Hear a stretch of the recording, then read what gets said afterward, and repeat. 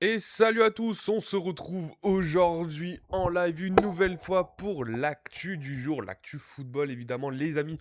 On se retrouve, il est 10h09, on est le 19 février 2026, on se retrouve pour l'actu du jour. Si vous ne connaissez pas le principe, on est en live tous les matins 10h midi pour parler des matchs de la veille au sujet du football. Hier on avait de la Ligue des Champions, de la Première Ligue, de la Liga et de la Ligue des Champions féminine. Donc on va en parler, on va parler des matchs de ce soir avec les phases de barrage de Ligue Europa et de Ligue Conférence et encore une nouvelle fois de la Ligue des Champions féminine. Et ensuite, on fera un petit retour sur la revue de presse, hein, une petite revue de presse où on essaiera de trouver des articles au sujet de l'actualité et d'en discuter tous ensemble. En tout cas, tous ceux qui... Ça commence déjà. Merci Lisa Marie pour cette rose sur le live TikTok. J'ai même pas fini mon intro. En tout cas, ceux qui sont sur TikTok, n'hésitez pas, je vois qu'il y a déjà des likes, donc n'hésitez pas à taper sur votre écran, à mettre des likes, comme ça on monte dans le référencement et on sera toujours de plus en plus nombreux à venir discuter football tous les matins. En tout cas, merci pour cette rose de bon matin, ça fait extrêmement plaisir. N'hésitez pas aussi à vous manifester sur le chat, hein, si vous voulez discuter de tout ce qui s'est passé sur l'actu football, hein, à lancer des sujets, même d'autres sujets, on peut essayer d'en parler, même si évidemment le principal, ça reste le football.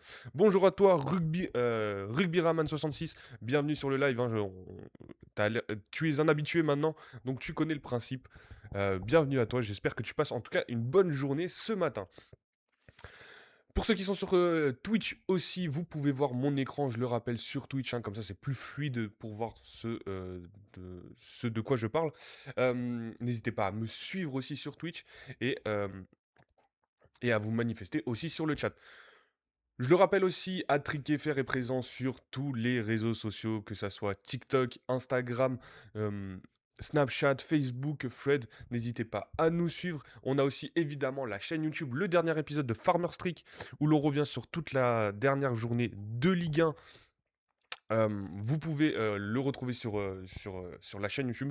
On a parlé de la défaite du Paris Saint-Germain contre Rennes, la victoire de Lyon contre l'OGC Nice et de la situation à l'Olympique de Marseille et des matchs de Ligue des Champions entre le Paris Saint-Germain et l'AS Monaco. Donc n'hésitez pas à aller voir ou maintenant ou quand le live est fini.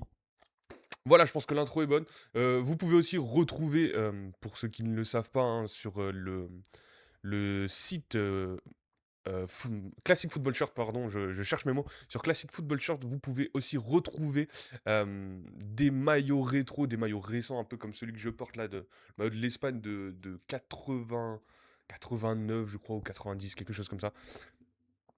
Faut que je me renseigne. Mais en tout cas, vous pouvez le retrouver et sur le.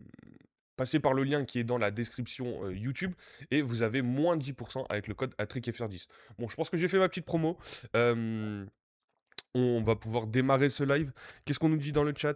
Au final, j'ai appris que que c'est Abibay depuis hier qui vient à l'OM. Exactement, hein, on en parle tous les matins en ce moment de l'Olympique de Marseille et de Abibay.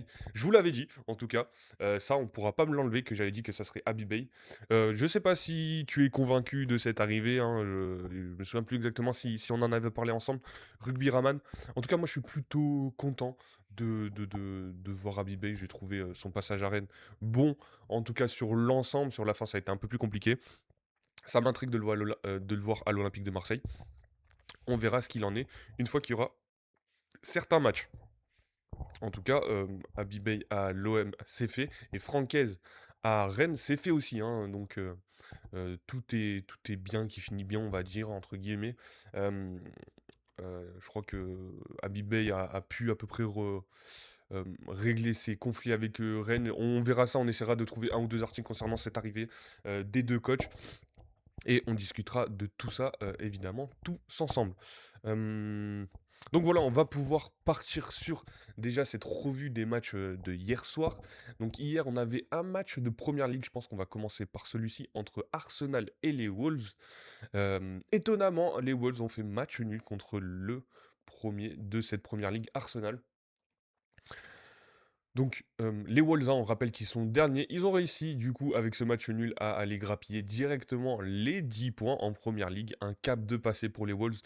Donc, Wolverhampton dernier avec 10 points et ce match nul. Et Arsenal, du coup, qui perd une nouvelle fois des points.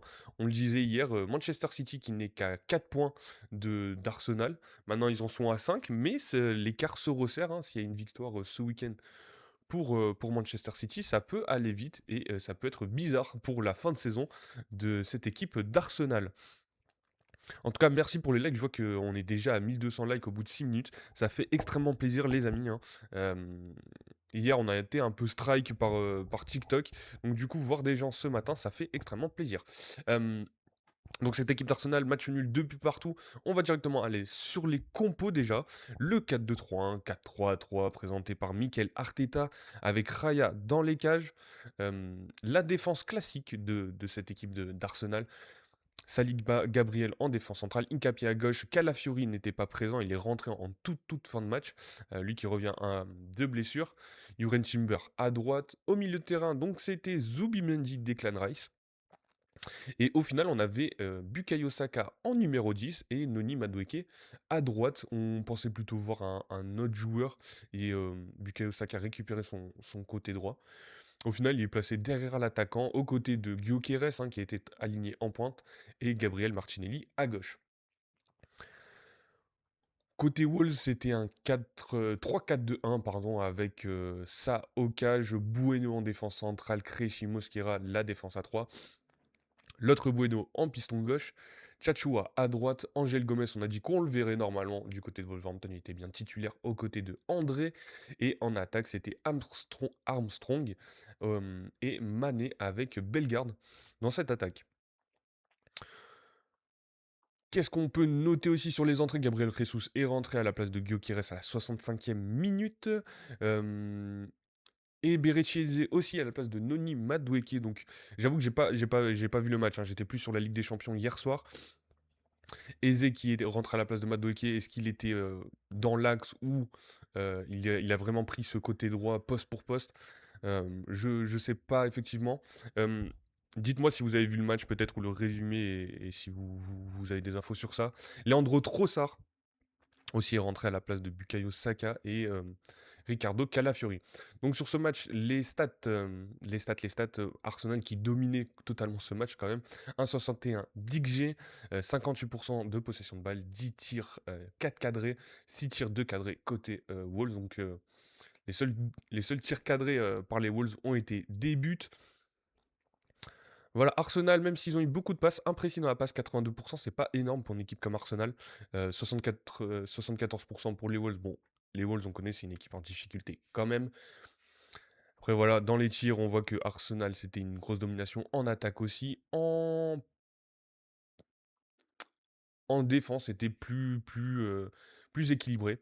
On a deux arrêts de la part du gardien de Wolverhampton, donc ça, et aucun arrêt de la part de Raya, qui a eu une assez mauvaise note. Donc voilà, sur les faits du match, Bukayo Saka a ouvert le score dès la 5e minute. Donc Arsenal menait à la mi-temps. Et Hincapié est venu mettre le deuxième but à la 56e, un début de deuxième.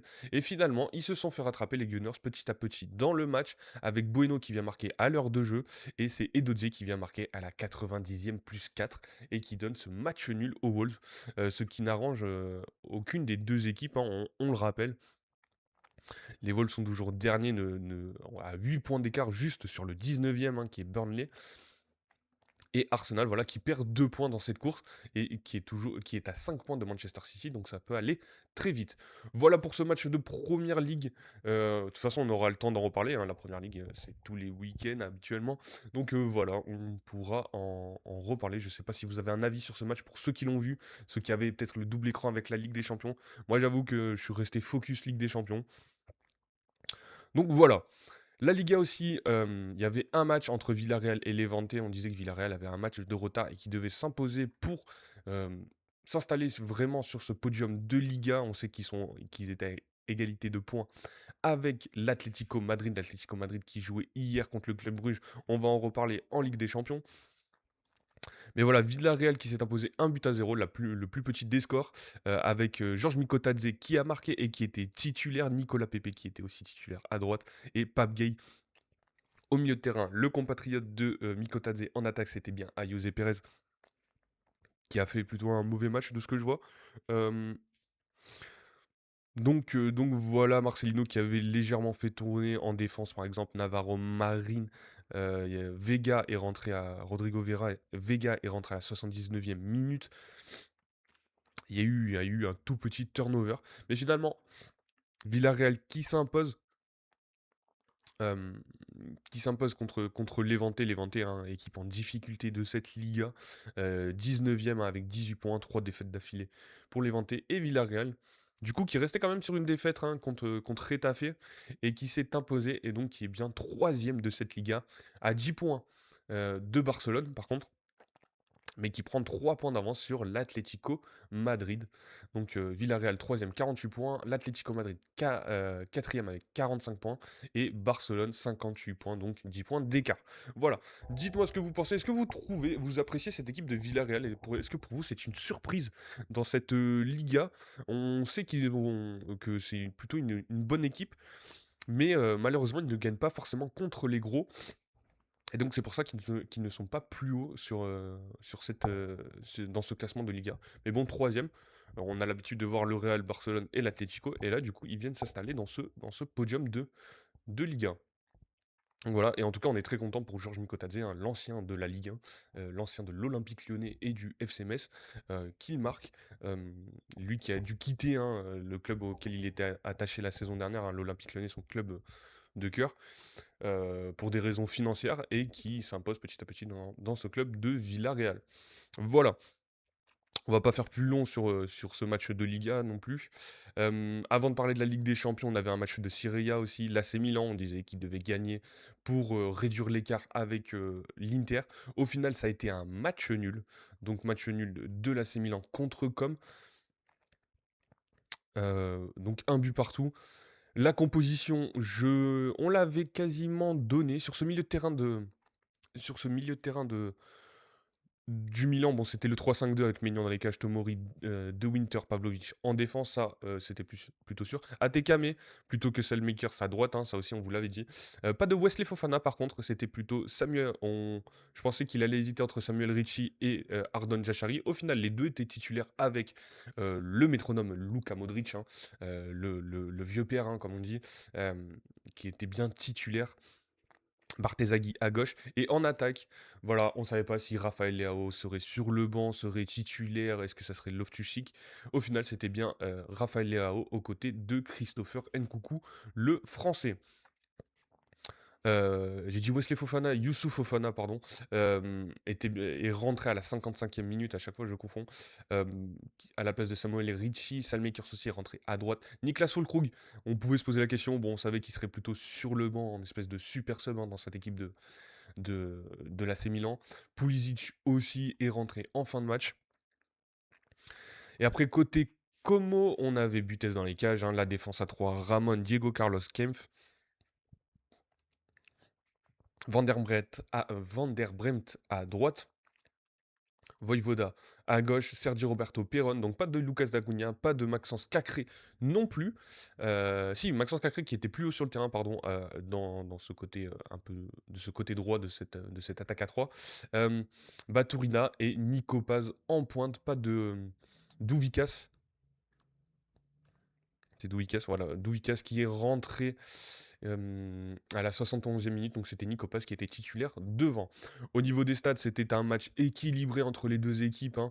1,34 d'XG, 0,77 pour le Milan AC, 54% de possession pour le Milan AC, 6 tirs 4 cadrés, 10 tirs 4 cadrés pour Com. Donc voilà, c'est Nico Paz qui a ouvert le score en première mi-temps à la 32e minute, et Raphaël Leao qui est venu marquer à la 64e minute pour l'égalisation. Massimiliano Allegri qui s'est fait exclure en fin de match. Donc voilà pour le Milan qui perd des points au final. Là aussi, ce match nul n'arrange pas grand monde, hein, parce que comme du coup a pris un point, était égalité avec l'Atalanta, il repasse sixième hein, dans ses places européennes en Serie A. Mais ça peut,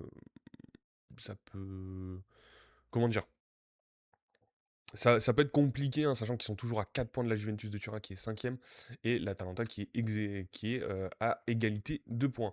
Le Milan AC, voilà, ils avaient 53 points, on disait qu'il fallait qu'ils gagnent, parce que le Milan est déjà à 61 points, donc Voilà, toutes les équipes de Serie A sont à 25 matchs. L'Inter de Milan a 61 points.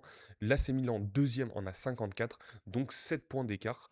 Ce qui est un matelas confortable pour cette fin de saison en Serie A. Voilà.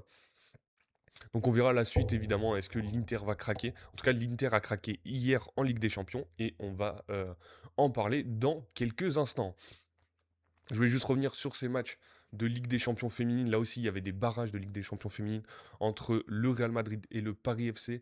Le match aller avait eu lieu la semaine dernière. Malheureusement, le Paris FC s'était incliné 3 buts à 2 devant le Real. Et là, une nouvelle fois, à Madrid, les Parisiennes n'ont pas pu renverser la tendance. Elles ont perdu 2 buts à 0 euh, contre le Real.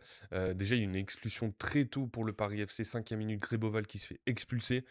Euh, Même si le Real a manqué un penalty de la part de Christina, il me semble, Caroline Vert, euh, elles ont quand même marqué en deuxième mi-temps pour gagner ce match un but de Feller euh, et un contre son camp de Ndongala pour les Parisiennes, donc 2 buts à 0. Malheureusement, le Paris FC est éliminé de cette Ligue des Champions féminine et le Real passe pour le prochain tour. Donc c'est directement les quarts de finale chez les féminines. Donc voilà.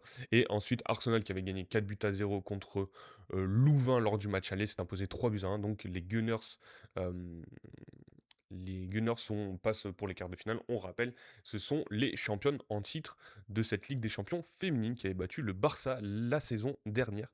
euh, la saison dernière en Ligue des Champions. Voilà. Donc, Ligue des champions féminine, Ligue des champions masculine. On avait 4 matchs hier, la suite des phases de barrage de cette Ligue des champions après la victoire du Paris Saint-Germain contre Monaco. On le rappelle, Dortmund qui s'est imposé contre l'Atalanta, le Real qui s'est imposé contre Benfica, Galatasaray qui s'est imposé contre la Juve. Euh, on avait 4 autres matchs. Sur les pronos, honnêtement, j'ai été plutôt bon, encore une fois, un petit 3 sur 4. Un petit 3 sur 4, ouais, j'avais dit Newcastle qui s'imposait contre Karabakh largement, 6 buts à 1. L'Inter par contre qui a perdu contre Bodo Glimt. Alors je l'avais pas annoncé en live, j'en avais parlé avec Gaëtan qui est présent sur les autres émissions euh, où l'on parle de Ligue 1 sur Farmer Street. Je lui avais dit que Bodo Glimt était une équipe dangereuse, qu'ils avaient déjà battu Manchester City en phase de ligue. Et les deux attaquants de cette équipe de Bodo Glimt, Hogg et Hogg, sont des attaquants assez dangereux et voilà, ils se sont imposés contre l'Inter. On va peut-être aller sur ce match directement. Je finis juste avec les résultats. Donc Club Brugge Atlético, je voyais plus l'Atlético, mais le match nul ne m'aurait pas étonné, je l'avais dit aussi. Et après le Bayern Leverkusen qui s'est imposé 2 buts à 0 contre l'Olympiakos. Il me semble que c'était ça mes pronos, s'il faut, je dis n'importe quoi et j'avais dit tout l'inverse. Mais en tout cas, voici les résultats. On va aller sur Bodo Glimt Inter. Donc l'Inter qui a perdu, assez surprenant. Cette équipe de Bodo Glimt, au final, qui continue sa route, qui est en bonne voie pour se qualifier pour les huitièmes de finale de Ligue des Champions. On va aller sur les compos peut-être directement. Donc la compo de Bodo Glimt, c'est un 4-3-3. Au final, les joueurs, voilà, je les connais pas forcément. Il y a vraiment, comme je l'ai dit, les deux attaquants, Hodge et Hogg, qui m'ont fait qui m'ont marqué lors des matchs de phase de ligue. Et ils ont une nouvelle fois marqué. C'est une équipe très très intéressante qui joue au ballon. Cette équipe de Bodo Glimt, équipe norvégienne pour ceux qui ne sont pas au courant. Donc vraiment une équipe très intéressante. Et après le 3-5-2 classique de Christian Kivu avec Sommer dans les cages. La défense à 3, Akanji, Acerbi, Bastoni. Piston droit, Darmian. Piston gauche, Carlos Augusto. Pas de Federico Di Marco. Je ne sais pas pourquoi il n'est pas rentré. Le Federico Di Marco, cadre de cette équipe de l'Inter.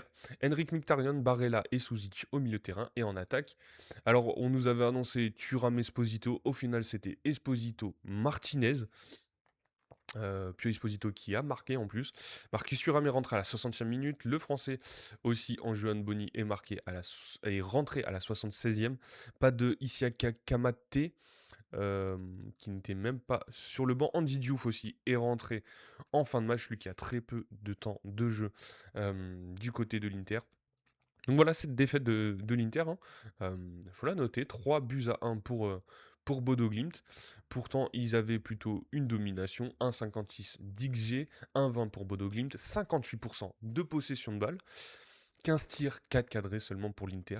Et le Bodo Glimt qui a été efficace, hein, 8 tirs, 6 cadrés, dont 3 buts. C'est plutôt pas mal quand même, hein. Plutôt pas mal, même très très bon, hein, pour cette équipe de Bodo Glimt. Voilà, l'Inter qui avait 87% de passes réussies. Qu'est-ce qu'on peut dire, qu'est-ce qu'on peut avoir comme info plutôt intéressante? L'Inter qui touche deux poteaux quand même, à ne pas négliger non plus. Et après, sur les arrêts des gardiens, voilà, il y a Sommer qui fait 3 arrêts, donc il y a quand même eu cette domination de Bodo Glimt, alors que le gardien norvégien a fait 3 arrêts aussi, Aikin. Donc voilà. Le match avait commencé, les Norvégiens avaient ouvert par Fett à la 20e minute. Pio Esposito a marqué égalisé, pardon, je cherche mes mots, je parle un peu vite ce matin. Esposito qui a marqué à la 30e, donc il y avait match nul à la mi-temps, un but partout. Et après, à l'heure de jeu, euh, coup d'accélérateur de la part de Bodo Glimt avec les buts de Hodge et Hogg qui viennent marquer ces deux buts et donc donner la victoire à cette équipe norvégienne. Le retour sera à Giuseppe Meazza, San Siro, comme vous souhaitez l'appeler, c'est Giuseppe Meazza, côté Inter en tout cas. On verra si l'Inter peut renverser la tendance, mais en tout cas, ils se sont mis en difficulté pour la suite de cette Ligue des Champions. Euh, voilà, je ne sais pas si vous avez un avis, si vous avez regardé le match aussi. Euh, mais féliciter cette équipe de Bodo Glimt qui est très dangereuse, qui est très intéressante aussi. Euh, et donc, ça ne sera pas immérité, je pense, si ils arrivent en huitième de finale de Ligue des Champions. Dites-moi hein, dans le chat, que ça soit sur Twitch ou TikTok, par rapport à ce match, si vous l'avez vu, ce que vous avez pensé de cette équipe de l'Inter ou de cette équipe de Bodo Glimt. Nous, on va passer à un autre match. On était sur on va aller sur Karabakh Newcastle, hein, on ira après sur l'Olympiakos Bayer Leverkusen et on finira sur Club Brugge Atlético, peut-être le match le plus intéressant de cette Ligue des Champions hier soir. Donc 6 buts à 1 pour Newcastle. Au niveau de la compo, on va juste checker ce qui a été fait par Eddie Howe. Karabakh, j'avoue, je connais très peu cette équipe, hein. On sait qu'il y a quelques Brésiliens de talent, mais sinon je ne connais pas énormément cette équipe. C'est pas Kazakh, c'est Azeri, voilà, l'équipe d'Azerbaïdjan. Donc Eddie Howe, le coach de Newcastle, avait mis Pope dans les cages, comme habituellement. Trippier à droite, Malik Thio, Burn en défense centrale, Hall à gauche. Au milieu de terrain, Tonali était bien présent, Willock aussi. Pas de Bruno Guimaraes hein, qui est toujours blessé, hein, il y a pas mal de blessés dans cette équipe de Newcastle, Botman, Guimaraes, Kraft, Livramento, Miley, Char et Johan Wissa. Donc voilà, pas de Bruno Guimaraes au milieu de terrain, Anthony Elanga qui était aligné à droite, Nick Voltemat aux côtés de Anthony Gordon, hein, c'est bien Anthony le prénom. Voilà, Anthony Gordon qui était bien avec lui, qui a mis un quadruplé quand même, hein, à ne pas négliger, même si c'est une équipe de Karabakh, quadruplé en Ligue des Champions. On voit pas ça tous les jours. Et Barnes qui était aligné à gauche, Voltemat qui était aligné dans cette espèce de deuxième attaquant derrière Gordon. Murphy est rentré aussi, il a marqué à la place d'Anthony Elanga. Joel Linton aussi à la place de Trippier. Donc voilà, victoire de Newcastle, domination, je pense, totale, voilà. Dans les stats, 8 arrêts quand même de la part du gardien de Karabakh, mais qui en a quand même pris 6. Il y avait 5-0 à la mi-temps quand même, un Gordon, Thio, et après, quadruplé du coup de Gordon avec un doublé sur penalty quand même. Et après, c'est Kafar Kouliev qui est venu réduire le score. Donc il y avait 5-1 à la 54e, 72e, Murphy qui marque le 6e but. Voilà pour cette victoire de Newcastle. Donc qui devrait se qualifier, hein, à part énorme revirement de situation à St James Park la semaine prochaine. Newcastle sera en huitième de finale de Ligue des Champions. Olympiakos, Bayer Leverkusen. Au final, je me souviens pas de mon prono. Est-ce que j'avais vraiment dit le Bayer Leverkusen? Je sais plus, mais en tout cas, les Allemands qui se sont imposés hein, avec le doublé de Patrick Schick.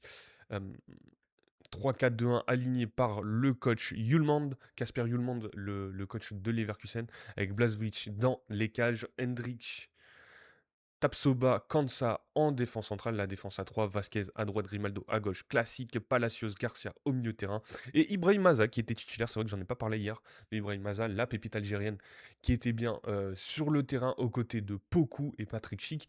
Devant, côté Olympiakos, on avait bien El Kaabi, le Marocain titulaire,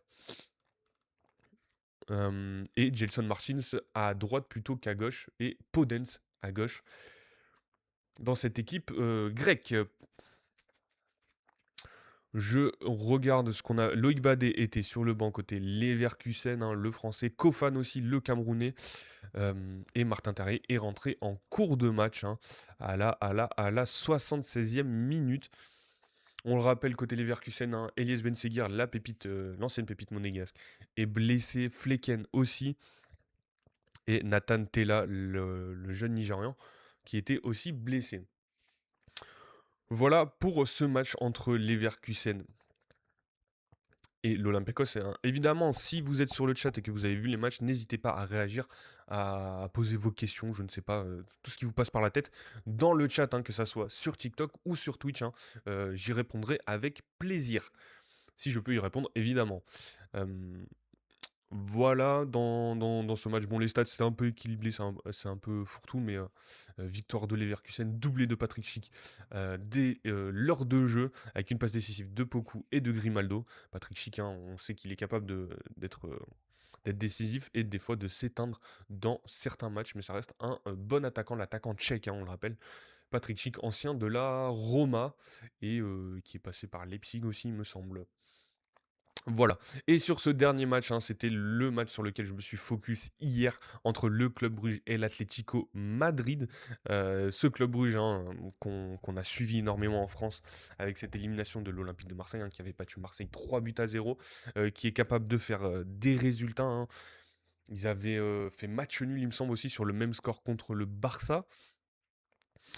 Et donc là, ça a été un match nul, un match hyper emballant à voir, hyper intéressant à suivre aussi. Le 4-4-2 de Diego Simeone, avec Oblak dans les cages évidemment, Poubil, Anko en défense centrale, pas de Jiménez, Molina à droite, Ruggieri à gauche. Giovanni Simone à droite, c'est classique. Koke, Llorente au milieu de terrain. Ademola Lookman qui était plutôt sur ce côté gauche. Et en attaque, c'était Julian Alvarez et Antoine Griezmann, que l'on n'a pas l'habitude forcément de voir, hein, titulaire en Ligue des Champions dans cette équipe de l'Atlético. Baena est rentré à la 62e minute à la place de Lookman. Sorloth aussi qui a fait énormément de bien dans cette attaque à la place de Griezmann. Lui qui aurait pu donner la victoire, hein, à l'Atlético, qui a tapé l'équerre en fin de match, hein, qui a été plutôt hyper actif. Il y a eu des bons arrêts de Simon Mignolet côté Bruges, hein, et Cardoso qui est rentré en fin de match. Côté Bruges, 4-1-2-3 de la part du coach. Alors, le coach, il s'appelle exactement Ivan Leko, le coach de Bruges, qui avait mis ce 4-1-2-3 en place. Moi, je le répète, hein, mes joueurs, mes chouchous dans cette équipe de Bruges, c'est le français Mamadou Diacon et Carlos Forbes, par contre, qui était sur le côté, qui n'était pas présent. Lui qui était blessé, il était en tribune, hein, sur ce match. Mais j'aime beaucoup aussi Carlos Forbes, le portugais. Portugais, je crois, hein. Je sais plus exactement, mais voilà, qui était absent. Au milieu, on avait bien Onyedika, Vanaken Stankovic, le milieu classique de ce club de Bruges, très très fort, très très efficace, hein. Honnêtement, milieu très intéressant à suivre. Tresoldi était titulaire plutôt que Vermont. Vermont qui est rentré à la 76e minute et euh, qui a, mm, qui a pas marqué malheureusement, mais qui a fait une bonne entrée plutôt. Donc voilà, 3 partout entre ces deux équipes. Honnêtement, il y avait 2-0 avec ce penalty d'Alvarez avec la main dans la surface de Seyss, il me semble, en début de match.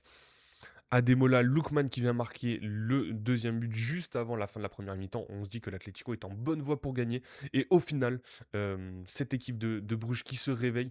L'équipe de Bruges aussi qui donnait pas mal de ballons à l'Atlético pour des attaques et qui n'étaient pas forcément, je sais pas c'est quoi le mot, concentré ou oui, concentrés ou peut-être c'était juste la pression de l'Atlético hein, qui les a fait déjouer. En tout cas, ils ont donné pas mal de ballons, mais ils se sont réveillés en deuxième mi-temps avec le but d'Onyedika et la passe décisive de Tresoldi. Et après 60e minute, Tresoldi qui vient égaliser. Donc 2 buts partout à partir de la 60e minute. Le match est devenu un peu fou. Il y a eu pas mal d'actions. De chaque côté. Mamadou Diakon efficace, hein, qui a fait très mal à. C'était qui? C'était Molina hein, qui était sur ce côté droit qui lui a fait très très mal. Honnêtement, s'il y a, pourquoi pas, on va le dire, des recruteurs de Ligue 1 qui suivent le championnat belge, Mamadou Diakon, il faut se positionner dessus. C'est un ailier très fort et que j'aime beaucoup voir, hein, vraiment l'ailier typique, vitesse, percussion, dribble et qui est capable de mettre des bons centres hein, avec cette passe décisive pour Tresoldi hein, qui a été très bon. Bon, après, avec tous les efforts qu'il fait lors d'un match, il s'éteint petit à petit en cours de match. On le voit souvent sortir. Là, il est sorti à la 80e minute pour l'entrée de Campbell. Mais c'est un très très très bon joueur, Mamadou Diakon, je le répète. Ouais, Mamadou Diakon. Euh, et après, Cholo Simeone, hein, qui devait être rouge d'énervement après l'égalisation de Bruges, qui fait rentrer Alex Baina à la place de Lookman, Alexander Sorloth à la place de Griezmann. Et Sorloth, hein, je le disais, qui a fait une très bonne entrée, qui touche l'équerre, qui a une occasion devant Simon Mignolet, qui fait un très très bon arrêt devant le géant norvégien. Et c'est à la 79e minute Ordonez qui vient marquer contre son camp, qui fait le mauvais geste défensif, hein, honnêtement. Il aurait pu juste le dégager devant. Il préfère mettre un plat du pied. Il met un plat du pied parfait dans le petit filet gauche de Mignolet. Donc 3 buts à 2 pour l'Atlético. On pense que c'est le dernier coup de massue pour la victoire. Et au final, c'est Solis qui vient marquer le grec, il me semble. Christos Tsolis, hein, oui, il est bien grec, qui vient marquer à la 89e minute sur un mauvais repli défensif de l'Atlético et une excellente passe quand même du milieu de terrain Onyedika. Donc il y a eu un doute sur hors-jeu ou pas hors-jeu. Au final, il était bien aligné sur la défense madrilène et il vient égaliser avec ce troisième but pour, pour le club belge. Et ça se finit sur ce 3 partout, donc le match au Wanda Metropolitano Stadium, pardon, euh, sera une nouvelle fois très très intéressant à suivre. Ça sera mardi prochain. Et en tout cas, on restera focus hein, sur cette affiche entre les deux équipes.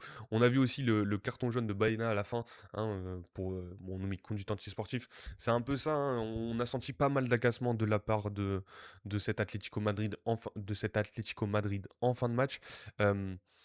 Antoine Griezmann l'a mine un peu déconfite en fin de match aussi, la tête baissée hein, pour les Colchoneros. Donc ça annonce un très très bon match pour la semaine prochaine entre l'Atlético et le Club Rouge. Je le rappelle, 3 buts partout dans ce match. Voilà pour ces matchs de Ligue des Champions. Je crois qu'on a fait le tour pour les matchs de hier soir. Il est 10h45, donc on a pas mal parlé. Ce soir, on aura nos barrages de Ligue Europa.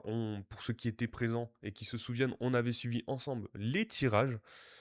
Donc on aura Bran, Bologne, Dynamo Zagreb, Genk, l'affiche je pense de ces barrages de Ligue Europa, Fenerbahçe contre Nottingham Forest, PAOK Salonique, Celta Vigo, Celtic, Stuttgart, le LOSC qui jouera contre l'Étoile Rouge de Belgrade, en espérant que le LOSC qui est dans une mauvaise passe en ce moment puisse s'imposer et passer les phases de barrage. On rappelle, hein, ça sera un match aller-retour aussi.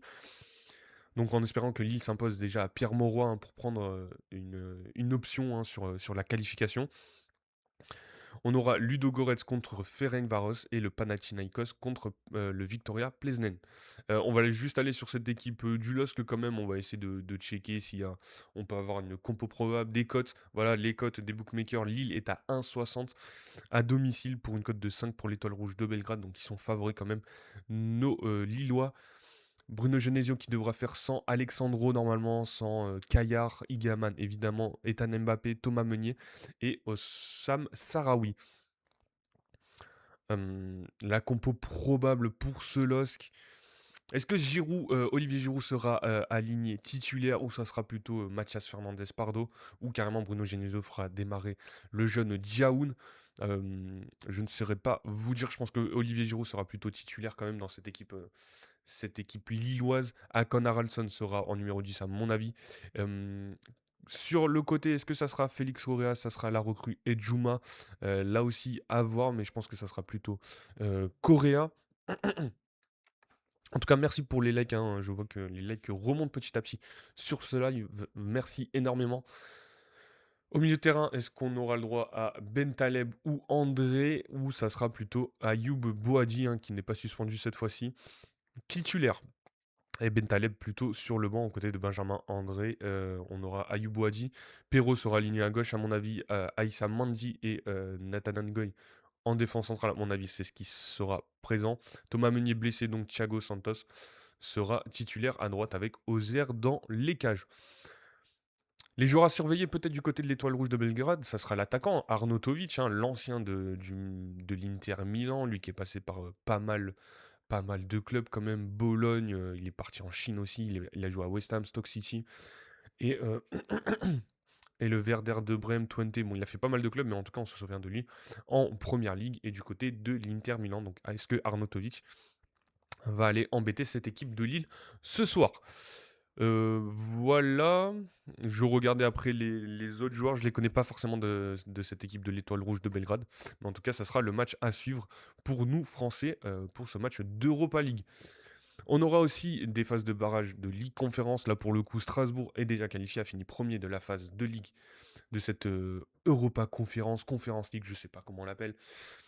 On aura Coups contre Lech. J'avoue, je connais pas les clubs, hein. Là, c'est le fin fond de l'Europe. Euh, bon, l'AZ Alkmaar, quand même, club hollandais contre Noah. Sigma Olomouc contre Lausanne, le club suisse. Crystal Palace jouera Rinski. Drita contre Celje, Jagiellonia contre la Fiorentina en difficulté, on le rappelle toujours dans cette Serie A, mais qui est dans ces phases de barrage de Conference League. Omonia contre Rijeka et Skendia contre Samsung Sport. Alors là, des illustres inconnus pour moi. J'avoue que je ne suis pas assez expert dans ce fin fond de l'Europe, hein, de ces clubs européens. Voilà, on aura quand même les autres matchs de barrage de Ligue des Champions féminines avec la Juventus contre Wolfsburg et Manchester United contre l'Atlético Madrid. On le rappelle, à l'aller, la Juventus de Turin avait fait match nul contre Wolfsburg. Wolfsburg, une équipe assez dangereuse, hein, plusieurs fois vainqueur de la Ligue des Champions les saisons précédentes. Ça sera en Italie, donc peut-être que la Juve aura cet avantage. Et pour Manchester United, c'était imposé 3-0 contre l'Atlético Madrid avec un très très bon match, hein, de la Française Melvin Mallard, donc qui ne devrait pas avoir forcément de difficultés pour passer le prochain tour, sachant que c'est à domicile. En tout cas, merci Lisa Marie, j'entends une nouvelle fois que j'ai reçu. Qu'est-ce que j'ai reçu? Un slay. Donc merci pour ce slay sur le live, merci pour les likes aussi, énormément. Euh, Ça fait extrêmement plaisir euh, de recevoir des cadeaux, hein. Ça fait toujours plaisir sur TikTok et ça nous donne, je le répète effectivement à chaque fois, mais c'est vrai, énormément de force pour continuer ces lives tous les matins. Voilà. Euh, voilà pour les matchs de ce soir. On aura aussi de la Pro League, Saudi Pro League, hein, pour ceux qui suivent, hein. N'hésitez pas à aller voir sur la chaîne de Zach Nani, euh, le boss du foot français sur Internet en ce moment. Al Ali jouera et on aura voilà, Al Ali contre Al Najma, Al Kholoud contre Al Riyad et Al Etifa contre Al Fateh. Le match principal, hein, Al Ali avec l'équipe de Riyad Mahrez, je le rappelle. Voilà pour les matchs de ce soir. On en a parlé des matchs d'hier. Il est quelle heure? 10h51, on va pouvoir aller sur notre petite revue de presse. N'hésitez pas, ceux qui sont présents sur le chat, je le rappelle. Bah, déjà, ceux qui connaissent pas, je le rappelle, on est en live 10h midi tous les matins. On parle des matchs de la veille, on parle des matchs du soir dans une première partie et en deuxième partie sur laquelle on va passer. On fait une petite revue de presse. Donc n'hésitez pas à me suivre, que ça soit sur TikTok ou Twitch pour ceux qui sont présents. Je le rappelle, sur Twitch aussi, vous pouvez voir mon écran. C'est peut-être plus fluide pour voir de quoi je parle aussi. Euh, et n'hésitez pas à me suivre sur ces deux réseaux. Et évidemment, le principal, la chaîne YouTube à Trick FR, hein, je refais ma petite promo. Mais la dernière émission de Farmer Trick, l'émission où l'on parle, où l'on débriefe chaque journée de Ligue 1, est disponible sur la chaîne YouTube à Trick FR. Vous pouvez la retrouver avec le petit logo vert, hein, qui est présent sur TikTok et sur Twitch. Donc n'hésitez pas. On va pouvoir passer sur notre revue de presse, sur, ce qui s'est passé hier. Donc Habib Beye est définitivement le coach de, l'Olympique de Marseille. Francaise est le coach du Stade Rennais, donc on va sûrement en parler. On va peut-être prendre la déclaration aussi de Diego Simeone après son match, perdu contre match nul contre le Club Brugge, hein, le coach de l'Atlético Madrid. La déclaration aussi de Christian Kivou après la défaite contre Bodo Glimt. Hem Les tensions entre Fabregas et Allegri, le match, hein, qui avait lieu en Serie A hier entre Com et le Milan AC.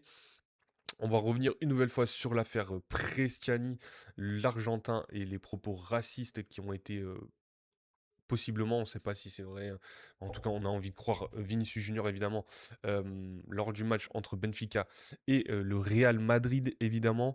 Donc on verra, on aura un petit article sur Gianluca Prestiani. Euh, Lilian Thuram qui discute qui vient se mêler dans l'affaire de Prestiani, pas José Mourinho, Vinicius Junior, pardon. Qu'est-ce que l'on a aussi? Giroud cherche un second souffle, donc ça sera pour le match d'Europa League de ce soir. On ira aussi dessus. Mbappé porte-voix du Real Madrid, donc ça sera avec l'affaire. Ma palla persa, le Oh là, transizioni oh là, fatte oh veloci, là, in qui parle là? verticale, con qualità, con intensità. Hop là, tu te calmes tout de suite. Voilà, Habib Beye et l'Olympique de Marseille. Là aussi, on y reviendra pour cette fin de revue de presse. Brest sera privé de ses ultras face à l'OM. Bon, on suivra pas forcément. Hein. Merci en tout cas, Lisa Marie, pour le cœur sur toi. Ça fait extrêmement plaisir. Une nouvelle fois, un nouveau petit cadeau. J'avais pas fait attention, mais il y a des animations des fois sur certains cadeaux. Ça me fait assez rire. En tout cas, merci énormément. Pablo Longoria aussi, donc pour le dossier OM qui veut négocier son départ. On sait qu'il a été déclassé par Franck McCourt mardi et c'est Mehdi Benassier qui a pris un peu plus de pouvoir dans cette équipe de l'Olympique de Marseille. Euh, Qu'est-ce que je voulais voir aussi? Donc le PFC avec le Real Madrid, donc éliminé. Coutinho veut résilier son contrat avec Vasco de Gama. Bon, ça, c'est pas forcément le plus intéressant. Que risquent Prestiani et Benfica? Donc on ira aussi sur cet article. Et après, je pense que ce sera tout, hein, c'est déjà pas mal. Je voulais voir des articles sur Francaise, il n'y en a pas forcément. Peut-être qu'on ira checker sur les autres sites, hein, évidemment. On va pas rester que sur l'équipe. Mais, mais voilà, peut-être j'avais vu passer les articles sur Flashcore concernant Francaise. J'aimerais bien en parler aussi. Ligue 1, tac, tac, tac. André Gomez va quitter Lille pour le Columbus Crew, d'accord. Olympique de Marseille, Olympique Lyonnais, non, non, non, non, non. Francaise, officiel, Francaise est nommé entraîneur du Stade Rennais. Voilà, on pourra en discuter. Donc dites-moi si vous avez un sujet sur lequel vous voulez que l'on discute en premier, ou sinon on démarre directement avec cette affaire de racisme, hein, qui a un peu retourné le football hier entre Vinicius Junior et, et Gianluca Prestiani, le joueur du Benfica. Dites-moi dans le chat si vous avez d'autres sujets à aborder. En tout cas, merci énormément pour les likes sur les lives. N'hésitez pas à continuer, hein, c'est gratuit de toute façon les likes. Et ça nous fait monter dans le référencement et ça fait extrêmement plaisir sur tous ces lives. Euh, donc n'hésitez pas à bombarder. Au moins les 3000 pour aujourd'hui, ça ferait énormément plaisir, je le répète. Donc on va partir sur l'affaire Vinicius Junior et Prestiani. Donc que risque l'Argentin et Benfica après l'ouverture d'une enquête par l'UEFA? Ils vont sûrement nous rappeler les faits, donc je vais pas le faire. Je vais Bah, si, je vais quand même le faire, hein, histoire qu'on fasse le travail correctement. Donc, on le rappelle, mardi soir, match entre le Real Madrid et Benfica, c'était au stade de la Luz, hein, à Lisbonne. Donc, lors du but de Vinicius, le seul but de la rencontre, Vinicius va chambrer le public de Benfica. Et lorsqu'il se replace pour donner pas le coup d'envoi, mais pour reprendre le jeu, Prestiani qui met son maillot devant la bouche et qui aurait dit mono, mono, mono à Vinicius. Donc on le rappelle, mono ça veut dire singe en espagnol. Et, euh, et donc voilà, hein, c'est clairement considéré comme des propos racistes si s'il a dit ça. Vinicius s'empresse d'aller voir l'arbitre, le français, c'était Le Texier, il me semble, pour lui dire qu'il lui a dit mono mono. On le voit sur les ralentis, hein, que, que Vinicius dit à l'arbitre qu'il lui a dit cela. Donc s'en vient une interruption, plusieurs, bon, on va pas dire des échauffourées, mais de beaucoup de discussions entre Vinicius et Mourinho et un peu tout le monde. Au final, on le rappelle, il y a le signe de l'arbitre. Donc celui-là, c'est un signe où ça a été pris en compte qu'il y a eu euh, des propos racistes, hein, je ne sais plus exactement le terme de ce signe pour l'arbitre. Donc voilà, et il n'y a pas eu forcément de sanctions, hein, pour Prestiani, on le rappelle, lors de ce match. Est-ce qu'il va y en avoir de la part de l'UEFA? On verra. Après, il y a eu des déclarations un peu différentes de part et d'autre, des soutiens de la part de la fédération brésilienne, de ses coéquipiers du Real Madrid envers Vinicius, Mourinho qui a plutôt tempéré sans forcément condamner Prestiani, son joueur. Donc voilà, on va suivre un peu la suite de cette affaire. Donc, à la suite de la très forte suspicion de propos, voilà, hein, je sais pas comment l'expliquer. Est-ce qu'il a vraiment dit ça ou pas? Ça, on peut pas le dire, hein. On n'a pas entendu, il n'y a pas forcément de micro avec les joueurs sur le terrain. Donc, à la suite de la très forte suspicion des propos racistes de Gianluca Prestiani envers Vinicius, mardi, l'instance européenne a nommé un inspecteur disciplinaire. Si les faits sont avérés, l'Argentin risque une lourde sanction.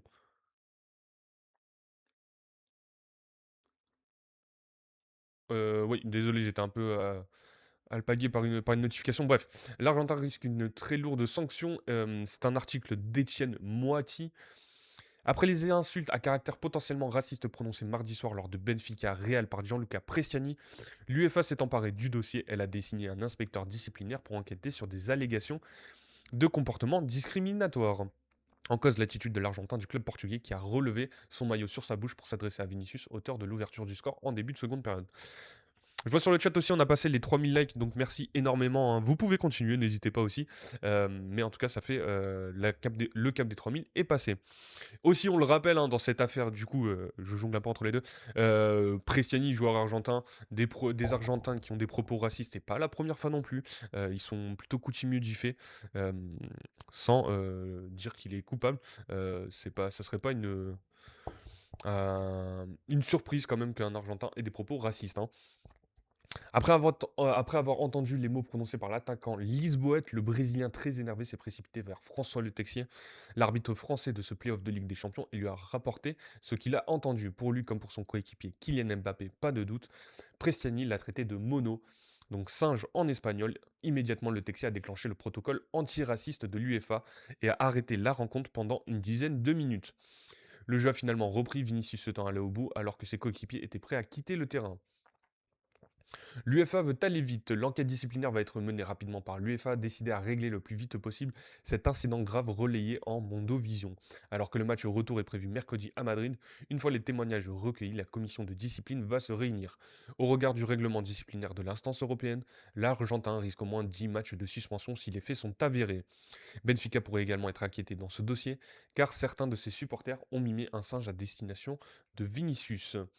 Dans ce même règlement, il est notamment question dans ces cas-là pour le club concerné par des attitudes ou chants discriminatoires, au minimum une amende ainsi que d'une fermeture partielle du stade ou une interdiction de vendre des billets à ses supporters pour les matchs à l'extérieur. Donc voilà pour les sanctions qui peuvent être encourues pour Benfica et pour le joueur Prestiani. C'est vrai que, on n'a pas parlé, mais les supporters aussi étaient assez virulents. Il y a des vidéos qui sont sorties, hein, donc on peut le voir. Évidemment, je le répète, hein, peut-être que je ne l'ai pas précisé, peut-être que ça peut être pas forcément clair, hein, donc je le dis clairement. On condamne, hein, s'il y a eu vraiment des propos racistes, on condamne évidemment tout acte raciste de la part de joueurs ou de supporters dans le football. C'est évidemment ce que l'on ne veut pas voir.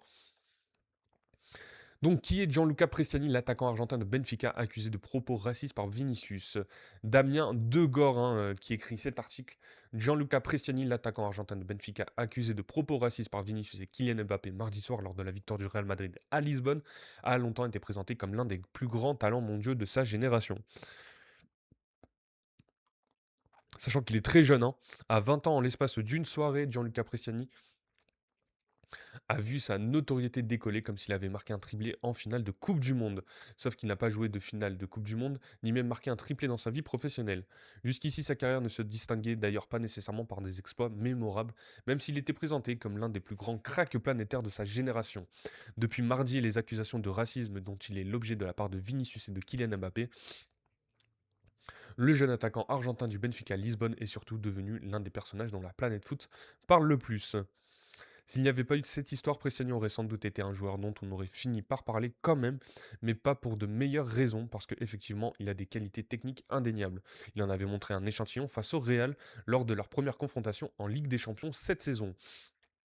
On rappelle une victoire 4-2 le 28 janvier, hein, avec ce but de Troubine en fin de match, pour ceux qui se souviennent. En tourmentant Alvaro Carreras dans les grandes largeurs.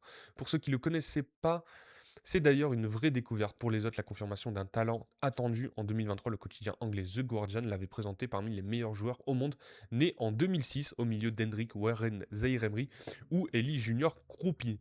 A noter qu'il y a 2 Français quand même sur les 4 cités. Cette même année, Benfica a éliminé la concurrence dessinée par River Plate et le FC Porto et l'a acheté pour 9 millions d'euros au Vélez Sarsfield, dont Prestiani, né dans la banlieue de Buenos Aires, portait les couleurs depuis l'âge de 4 ans. De son club de cœur, il était devenu à 16 ans, 3 mois et 22 jours, le plus jeune à jouer avec les pros. À Lisbonne, qu'il a rejoint en janvier 2024, à ses 18 ans révolus, il patientera un peu avant de s'installer dans l'effectif de l'équipe première. Un successeur d'Angel Di Maria, donc déjà c'est un très bon compliment pour ce joueur que l'on connaît très peu. Moi, j'avoue que je connaissais très peu, hein. J'ai déjà vu jouer certains matchs, mais bon, il m'avait pas forcément choqué, hein, sur les matchs que j'ai vus. Un match lors de la seconde partie de saison 2023-2024, 14 en 2024-2025, puis tout s'accélère sous la direction de José Mourinho, qui est enfin un incontournable, même s'il marque peu. 2 buts cette saison. Dans le vestiaire, il est couvé par son compatriote de capitaine Nicolas Otamendi, de Vélez comme lui, et que Prestiani idolâtre. Le vétéran argentin était d'ailleurs l'un des plus ardents défenseurs de l'attaquant sur la pelouse mardi soir. L'Argentine ne le perd pas de vue. Lionel Scaloni lui a offert une première section contre l'Angola en amical le 14 novembre. Au pays, certains le présentent comme le successeur d'Angel Di Maria. Une comparaison qui l'honore mais qui le repousse. Je ne lui arrive même pas à la cheville. Ça, pour le coup, en ce moment, on est plutôt d'accord, hein. Pour l'instant, il n'a pas le niveau d'Angel Di Maria, hein. Rétorquait-il au micro de Direct TV Sport en 2024. Malgré tout, sa carrière épouse un début de trajectoire comparable. Comme El Fideo, sa première étape en Europe est à Benfica qui a inscrit une clause libératoire de 100 millions d'euros dans son contrat après les événements de mardi à l'Estadio d'Alouz. Il est cependant peu probable qu'il la poursuive au Real de Madrid comme Di Maria l'avait fait. Euh, Après, ne jamais dire jamais, hein. Le foot, ça va hyper vite, hein. Sa cote en Argentine peut-elle chuter? Pas sûr. Au pays, les fans adorent ce petit format d'1,66 m au jeu très vertical doté d'une accélération fulgurante. Certains le surnomment même la Pulga, comme s'il imaginait posséder l'héritier de Lionel Messi. Tranquille là aussi, je pense, hein. Mais ils savent que pour le moment, Prestiani se rapproche davantage d'un joueur comme Enzo Fernandez au tempérament insaisissable et pas toujours maîtrisé, déjà expulsé à 2 reprises depuis la Coupe du Monde des clubs l'été dernier. En avril 2022, lors de la défaite de l'Argentine face au Brésil en finale du tournoi U16 de Montegu, sitôt le coup de sifflet final, l'attaquant s'était précipité sur un adversaire et l'avait frappé à 2 reprises. Donc voilà, on en sait un peu plus sur Gianluca Prestiani. Évidemment, en plus s'il a vraiment eu ces propos totalement stupides, euh, il se met une balle dans le pied, une très grosse balle dans le pied pour la suite de sa carrière. Donc on verra la suite de l'enquête de l'UEFA pour ces événements qui ont eu lieu mardi soir.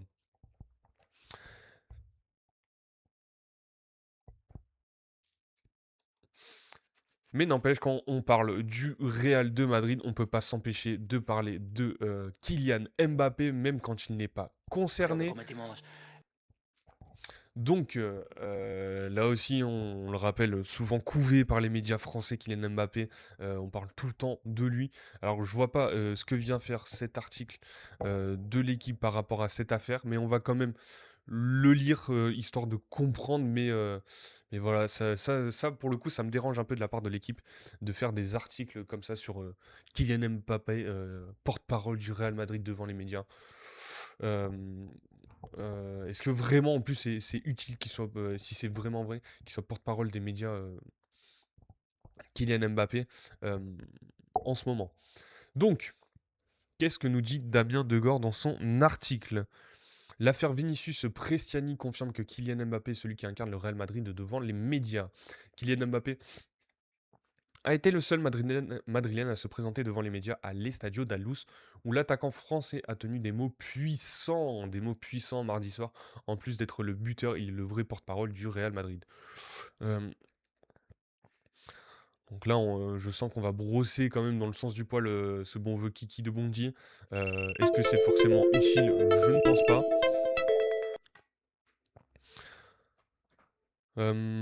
Les autres Madrilènes sont sortis par une issue dérobée pour rejoindre leur quart mardi soir après la victoire en play-off aller de la Ligue des Champions sur Benfica, mais Kylian Mbappé a pris le chemin officiel. Pull col roulé, bras croisés devant lui, visage apaisé, l'attaquant international français n'était accompagné d'aucun chargé de presse du Real Madrid. Pourtant systématiquement présent après un match lorsqu'un joueur se présente en zone mixte devant les médias. Voilà, hein, on brosse bien le beau portrait de Kylian Mbappé. Des fois, c'est pas forcément utile, hein, je suis pas un haineux, mais c'est pas utile d'en faire des caisses et des caisses pour Kylian Mbappé. Et ça lui rend pas service, hein, je pense, auprès du public, de brosser comme ça le capitaine de l'équipe de France. Mais bon, Mbappé était seul et à vrai dire, il n'avait besoin de personne pour dire ce qu'il avait à dire, dénoncer ce qu'il avait à dénoncer. Il a pris son temps, il a choisi ses mots, il les a prononcés dans un espagnol parfait devant les télés détentrices de droit, puis s'est arrêté devant l'équipe d'El Chiringuito de Jugones, l'émission culte à Madrid, avant de résumer dans sa langue natale ce qu'il avait dit avant, sans jamais citer Gianluca Prestiani, l'Argentin accusé d'avoir proféré des insultes racistes à Vinicius. Le numéro 10 du Real a placé tout le monde devant ses responsabilités. D'une certaine manière, Mbappé, 27 ans, a parlé comme un dirigeant. Il s'est positionné d'égal à égal avec l'entraîneur adverse José Mourinho, qui ne voulait pas prendre parti pour Vinicius ou Prestiani parce que l'un m'a dit une chose, l'autre m'a dit autre chose. Après, c'est bien, honnêtement, c'est bien de faire ça, hein, mais c'est de prendre la parole sur des sujets comme ça. Mais après, c'est pas forcément la prise de parole de Kylian Mbappé hein, qui me dérange, c'est plutôt cet article pour aller le brosser quand même. Mais, euh, mais bon. Je ne peux pas en vouloir aux gens de Benfica, il n'était pas à côté quand ça s'est passé, a répondu le Français. J'ai dit à José Mourinho, qui est un grand entraîneur qui n'a fait l'histoire du Real Madrid, ce qui s'était passé.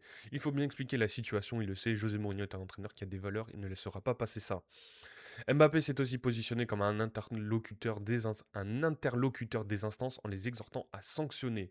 Le numéro 25 de Benfica, il ne mérite pas de jouer la Ligue des Champions, mais il a aussi pris soin intelligemment de ne pas mettre tout le monde dans le même paquet et de rappeler qu'il ne fallait pas assimiler Benfica, le Portugal ni tous les supporters portugais à l'incident dont Vinicius avait été victime.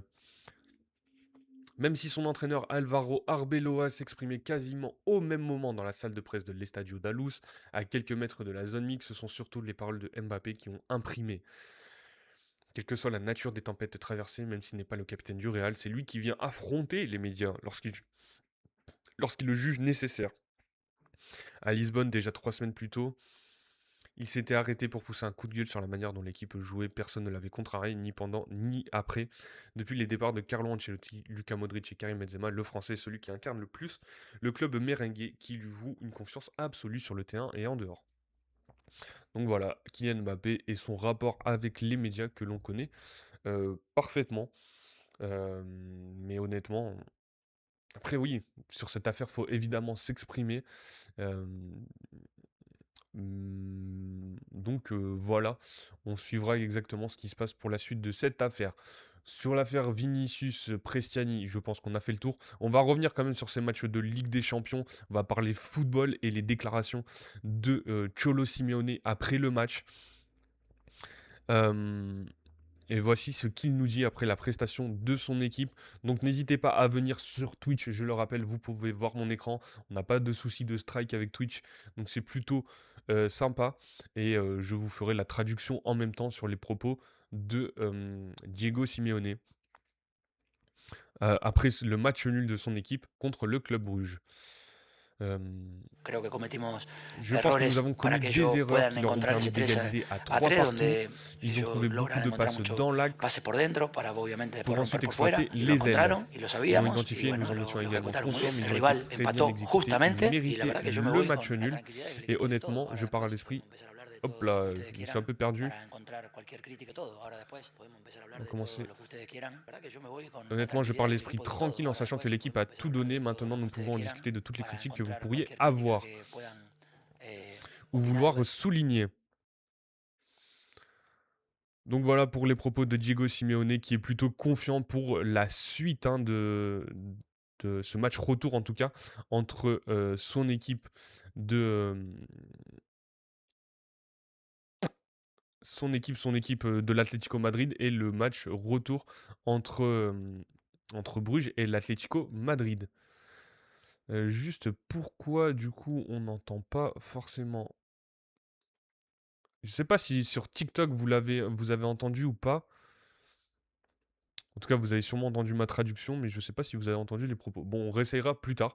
En tout cas, Diego Simeone est plutôt confiant, même s'il a compris les erreurs de son équipe. Entre guillemets. Je vois encore les likes qui montent, merci. Je vois que c'est Lisa Marie hein, qui continue et ça me fait extrêmement plaisir pour les likes sur le live. À toi toute seule, tu peux atteindre les 4000, voire les 5000. J'y crois. Donc, n'hésite pas, Lisa Marie.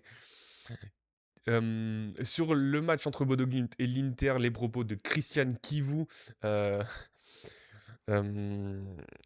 sur la défaite de son équipe. Et voici ce qu'il nous dit l'entraîneur roumain de l'Inter Milan. Nous avons perdu le ballon, ils ont effectué de transitions rapides, ils ont très bien joué verticalement, nous avons été un peu lents à réagir et nous avons été un peu lents malgré notre maîtrise du ballon. Nous aurons dû mieux anticiper à intercepter ces contres. Pendant 4 minutes, nous avons subi, mais nous aurions pu subir d'autres contre-attaques parce qu'ils ont du talent et sont habitués à jouer dans ces conditions. Tandis que nous avons eu un peu plus de mal au niveau des appuis de notre qualité technique, ce n'est pas une excuse, beaucoup d'équipes ont eu du mal à jouer ici parce que nous ne sommes pas habitués à jouer sur un terrain synthétique. Nous devons mettre plus de qualité, plus d'intensité, plus de détermination, tout en faisant attention à leur contre-attaque. Voilà pour Christian Kivu. Alors dites-moi, comme ça j'aurai un petit retour aussi, si ça marche correctement, si le son n'est pas trop fort, vous m'entendez correctement quand je fais la traduction de ces petites vidéos. Dites-moi si le son est bon, il n'y a pas de souci. Voilà. Donc voilà pour les propos de Christian Kivu. Après ce match entre l'Inter Milan et Bodo Glimt.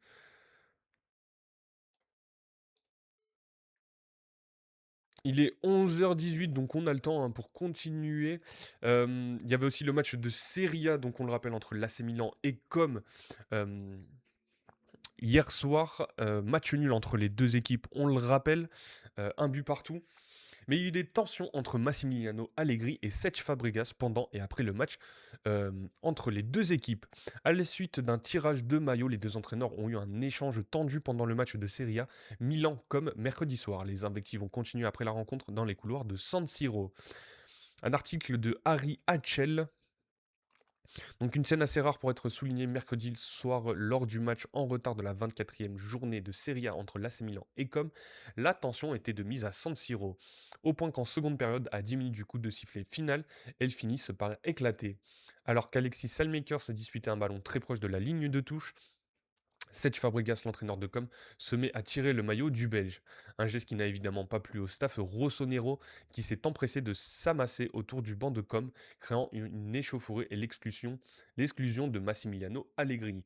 La tension n'est pas retombée sur le chemin des vestiaires, au contraire, les deux coachs se sont échangés des mots qu'on n'imagine pas très doux dans les couloirs de San Siro. Allegri aurait même lancé un "tu n'es qu'un idiot, un gamin qui débute dans le métier d'entraîneur" à Fabregas d'après le Corriere della Sera. Donc pour ceux qui sont sur Twitch, hein, vous avez la petite vidéo, on va voir le tirage de maillot de Cesc Fabregas. rien de fou, hein. Massimiliano Allegri qui devait être un peu tendu quand même aussi. En conférence de presse, alors que la température était redescendue, le coach espagnol a déclaré: «Je m'excuse car j'ai fait quelque chose dont je ne suis pas fier, un geste antisportif. On a récupéré le ballon, mais j'ai touché Salmakers sous le coup de l'émotion. J'espère ne plus jamais recommencer.»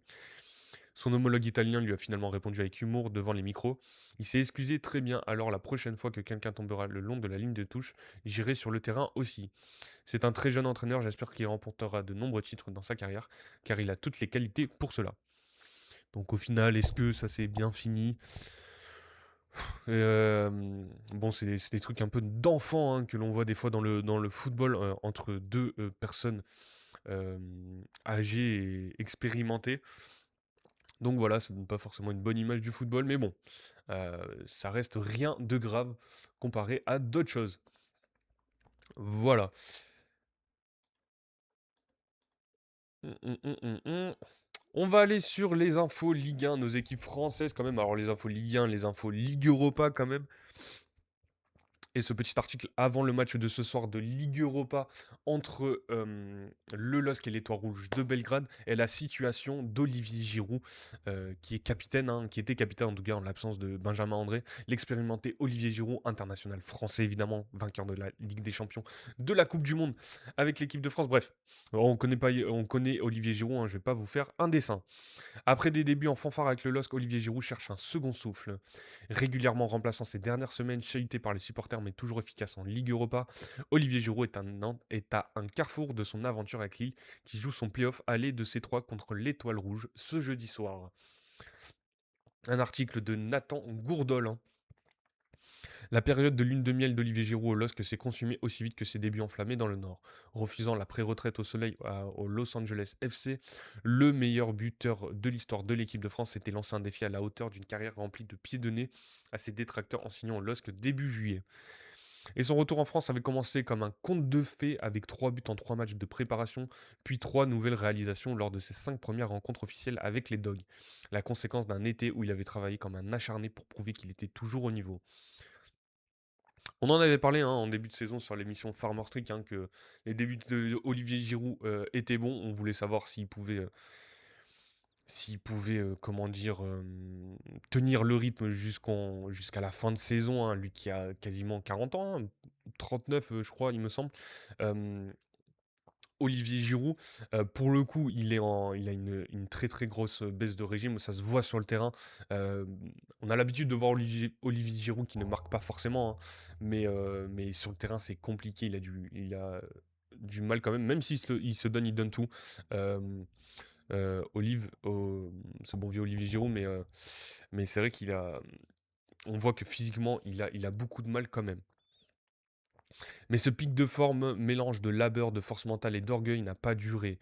Buteur à seulement 4 reprises sur les 25 parties qui ont suivi, dont 2 pénaltys, Giroud semble à la recherche d'un second souffle, titularisé 8 fois consécutivement sur décembre-janvier. L'avant-centre qui peine à tenir la comparaison avec son prédécesseur Jonathan David a été relégué sur le banc lors de 3 des 4 dernières rencontres, une première depuis sa signature. Faut aussi reconnaître à Lille qu'il n'est pas aidé. Bon, vu les récentes prestations du LOSC, c'est pas très bon. Mais il n'est pas forcément aidé. Il n'a pas forcément de doublure aussi. Gaman qui est blessé. Le LOSC qui n'a pas trouvé de remplaçant. Le jeune Diaoun, c'est encore un peu court pour être une vraie rotation pour Olivier Giroud, donc il est obligé d'enchaîner. Et à ses côtés, que ce soit Mathias Fernandez Pardo ou Félix Correa, c'est pas eux non plus les plus grands défenseurs de cette équipe du LOSC. Donc Olivier Giroud compense pas mal de choses, hein, lui qui a 40 ans, on le rappelle, et, euh, et je le trouve pas aidé non plus, hein, c'est pas totalement dû à son âge. Il a, il a besoin de retrouver de la fraîcheur qu'il avait eue en début de saison et c'est pour cette raison qu'il a moins débuté ces derniers temps, défend Bruno Genesio. Il a eu peu de vacances cet été, beaucoup travaillé, enchaîné et certainement qu'il le paie un peu aujourd'hui physiquement. Mais je compte énormément sur lui sur la fin de saison. Je le sens investi, impliqué à 200%, titulaire ou pas, il a le même comportement à conseiller et amener son expérience. Il a déjà vécu des moments plus difficiles collectivement ou individuellement et a su rebondir. Donc je ne me fais pas de soucis pour lui, j'ai juste envie de le rassurer si nécessaire. Bruno Genesio aussi, hein, fautif hein, dans cette gestion d'Olivier Giroud, qu'il a pas mal fait enchaîner. Bon, il n'a pas eu forcément le choix, mais Mais je sais pas si c'est tactiquement ou juste dans la gestion de l'homme que Bruno Genesio a quelques failles quand même. Et qui il gère plutôt mal Olivier Giroud, je trouve.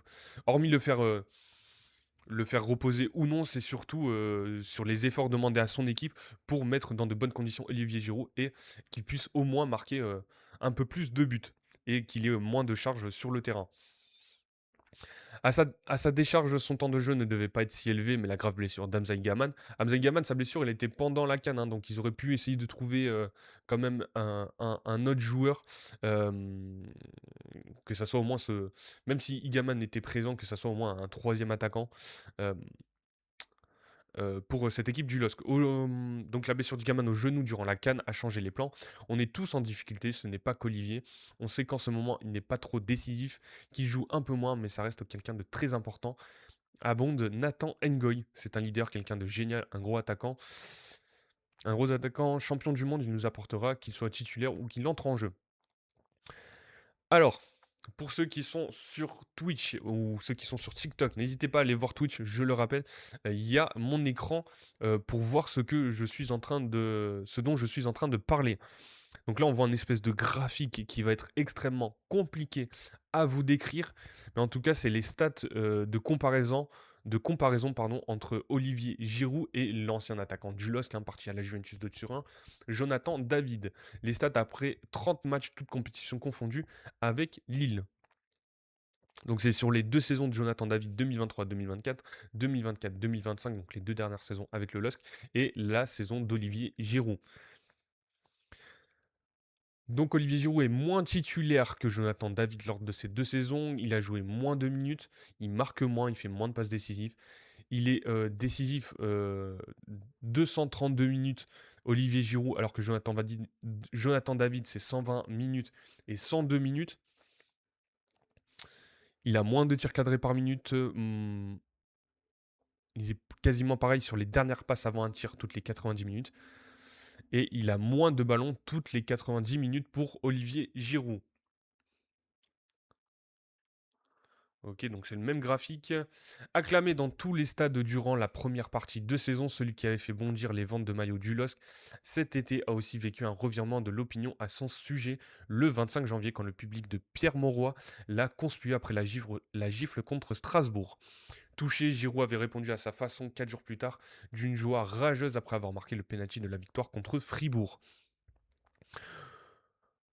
Auteur des 2 derniers buts du LOSC en Ligue Europa, le champion du monde de 2018 a un attachement particulier pour cette compétition. 18 buts en 33 matchs de C3, donc la Ligue Europa, qu'il a remporté en 2019 avec Chelsea et dont il est le 3e buteur le plus âgé. Peut-il s'en servir pour rebondir face à l'Étoile Rouge? Le voilà, un carrefour de son aventure lilloise et de sa fin de carrière. En octobre, quand il avait reçu l'équipe, l'Isérois, dont le contrat se termine en juin, avait été clair sur le fait que son avenir nordiste n'était pas tranché. Ça peut être un an plus un an, mais ça ne peut être qu'un an aussi. Il ne faut pas avoir de regrets, essayer de vivre à fond les moments et être prêt à arrêter à tout moment. Après 40 ans, il les aura en septembre 2026. C'est un chiffre qui me parle. Si je pense que je peux apporter que le club aussi est satisfait, on se mettra autour d'une table et on verra avec Olivier Létang. Il est encore tôt pour cette discussion, mais son contenu se joue maintenant. Donc voilà pour Olivier Giroud et son club du LOSC. On le rappelle, il avait quitté le Los Angeles FC parce que déjà il rentrait pas forcément dans les plans du club et lui souhaitait se rapprocher de sa famille et de la ville de Londres où il, est, il a vécu quand il jouait à Arsenal et Chelsea. Et donc c'est pour ça qu'il avait signé du côté du LOSC. On verra s'il sera toujours là la saison prochaine. Merci mon cher Bulbe pour le cœur sur toi.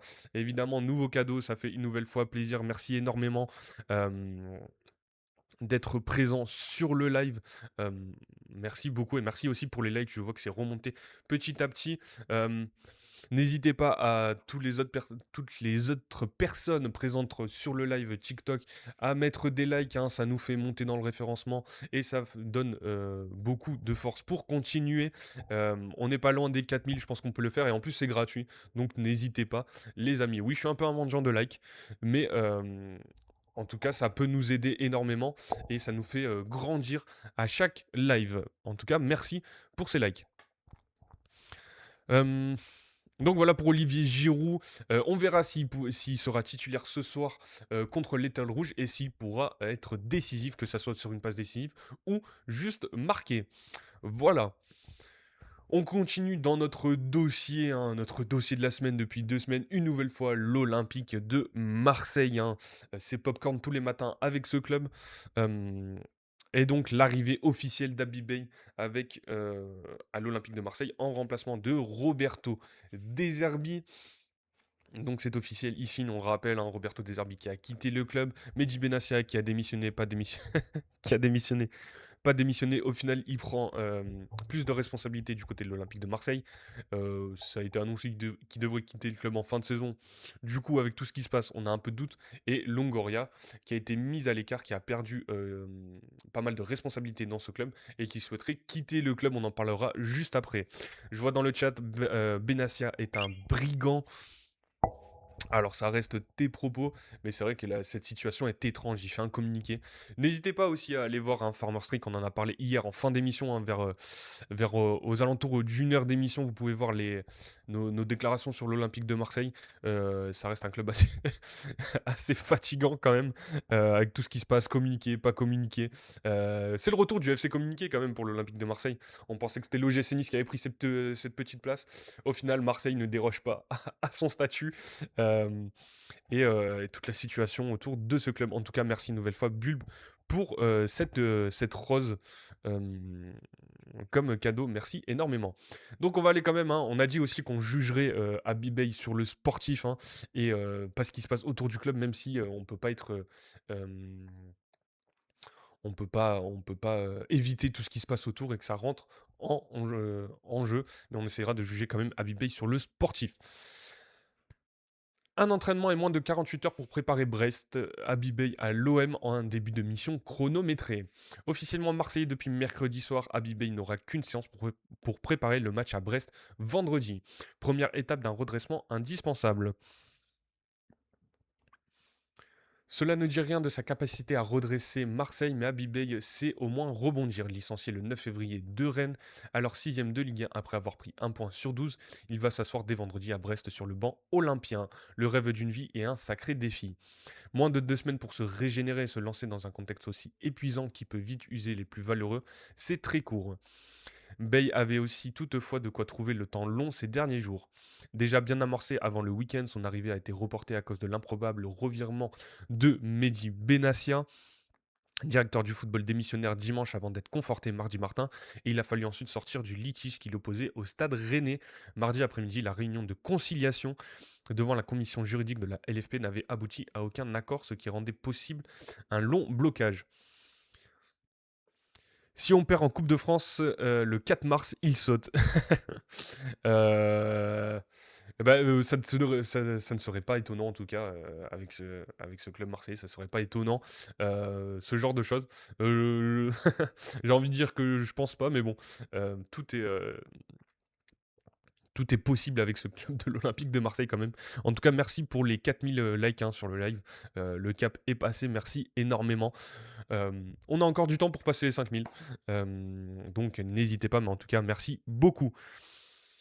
Une issue entre les deux parties a finalement été trouvée avant le délibéré de mercredi matin et les Bretons ont ensuite officiellement notifié son licenciement à Bay. L'étape indispensable pour qu'il puisse signer son contrat marseillais, comme révélé mercredi, il s'étend à 18 mois, quasi un CDI à l'échelle de l'OM, où l'horizon de Benassia ne dépasse pas pour l'instant pas la fin de saison.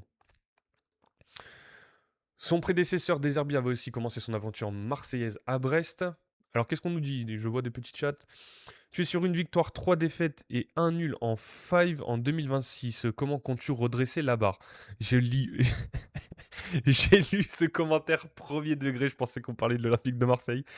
On parle de mon palmarès au 5. Ah ouais, c'est mes stats. Une victoire, 1 nul, 3 défaites. Après, je pense qu'il y a une défaite. Elle a été dure à encaisser. Mais on va essayer de redresser le cap ce soir, hein, n'hésitez pas. On sera en live pour notre live, pas du tout. Mais je redresserai la barre ce soir pour mes prestations au 5. un petit coup physique en ce moment, en février, mais je vais m'améliorer, c'est promis, cher capitaine Bulbe. Son prédécesseur Deserbi avait aussi commencé son aventure marseillaise à Brest.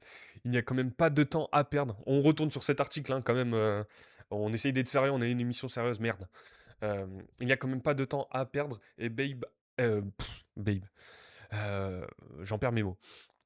Bey a passé la nuit à Marseille avant de diriger ce jeudi sa première séance dans la foulée de la conférence de presse de veille de match qui fera office de présentation. Ainsi prend fin l'intérim de Pancho Abardonado qui a trouvé cette drôle de semaine avec le groupe incapable de garder 2 buts d'avance contre Strasbourg. Cette lacune récurrente gâche la saison et Bey devrait forcément trouver un moyen de régler le problème s'il veut atteindre les objectifs qui lui sont fixés. Personne n'ignore que la Ligue des Champions est indispensable à l'OM et le propriétaire Franck McCourt a rappelé mardi aux joueurs que le podium était une quête à la fois cruciale et réaliste puisque 5 points séparent les Marseillais de la 3e place de Lyon qui se rendra au Vélodrome le 1er mars. La Coupe de France est également sur la liste des devoirs de Bey, bien placé pour savoir que son club de cœur ne l'a pas remporté depuis 1989, car il a perdu 2 finales lors de son passage à l'OM comme joueur en 2006 et 2007. Ce passé ne sera pas un bouclier contre toutes les flèches et l'ancien défenseur débarque sans l'aura prestigieuse qui escortait les premiers pas de Roberto De Zerbi déjà à Brest en août 2024. C'est aussi là que s'est arrêtée l'histoire marseillaise de Gennaro Gattuso après une défaite 6 mois plus tôt et l'OM ne peut pas vraiment se permettre de vivre une soirée comparable vendredi. Dans un club électrisé récemment par de lourdes tensions, ce qui lui rappellera Rennes, il pourra compter sur le soutien des 3 adjoints qui l'accompagnaient en Bretagne, Sébastien Bichard, Olivier Saragaglia et Yann Cavezza. Abardonado devrait conserver sa place dans un staff réduit, évidemment pas aussi fourni que celui de Deserbi qui a gagné son dernier match avec l'OM contre Rennes en 8e de finale de Coupe de France. Le vaincu est aujourd'hui à la place du vainqueur et il a un point commun avec son nouvel employeur. Il veut tourner le dos à des dernières semaines plus compliquées qu'agréables. On gagne nos 5 prochains matchs en détente absolue, aucune pression. En tout cas, on te le souhaite. On va aller voir du coup, merci pour ce commentaire, on va aller voir les 5 prochains matchs de l'Olympique de Marseille, leur calendrier pour voir si on y croit par rapport à ta déclaration, mon cher Bulbe. Donc Marseille déjà, sur les 5 derniers matchs, défaite contre Bruges, match nul contre le Paris FC, victoire contre Rennes en Coupe de France et défaite contre le PSG, 5-0 et, et match nul contre Strasbourg. Les 5 prochains matchs de l'Olympique de Marseille. Alors on a dit Brest à l'extérieur. Brest à l'extérieur, pas facile quand même, pas facile pour démarrer contre, contre Brest. Une équipe, même si c'est une équipe un peu moins forte que les saisons précédentes, ça reste toujours chiant à jouer. Et en plus, c'est au stade. C'est Francis Leblé, le stade de Brest.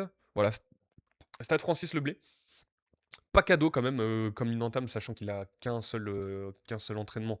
Ils auront qu'un seul entraînement dans les pattes. Après, l'Olympico quand même, au Vélodrome, entre Marseille et Lyon. Lyon qui est une, comment dire, une très bonne équipe en ce moment, si on peut dire ça comme ça. Donc là aussi, pas facile. Je vois pas forcément Marseille l'emporter contre cette équipe lyonnaise. En Coupe de France, ça sera Toulouse. Alors là, pour le coup, je vois quand même Marseille passer pour ce tour de Coupe de France contre Toulouse. Et ils affronteront dans la même semaine, Toulouse, mais cette fois-ci au Stadium, à l'extérieur, en Ligue 1. Et après, on aura le match, la réception d'Auxerre au Vélodrome pour le 15 mars. Et si on continue juste un peu, Marseille recevra Lille, se rendra à Monaco, donc ce ne sera pas cadeau non plus. Donc sur les 5 prochains matchs, j'ai dit passage de Marseille en Coupe de France contre Toulouse. Et après, sur les 4 matchs de Ligue 1, je vois un total de...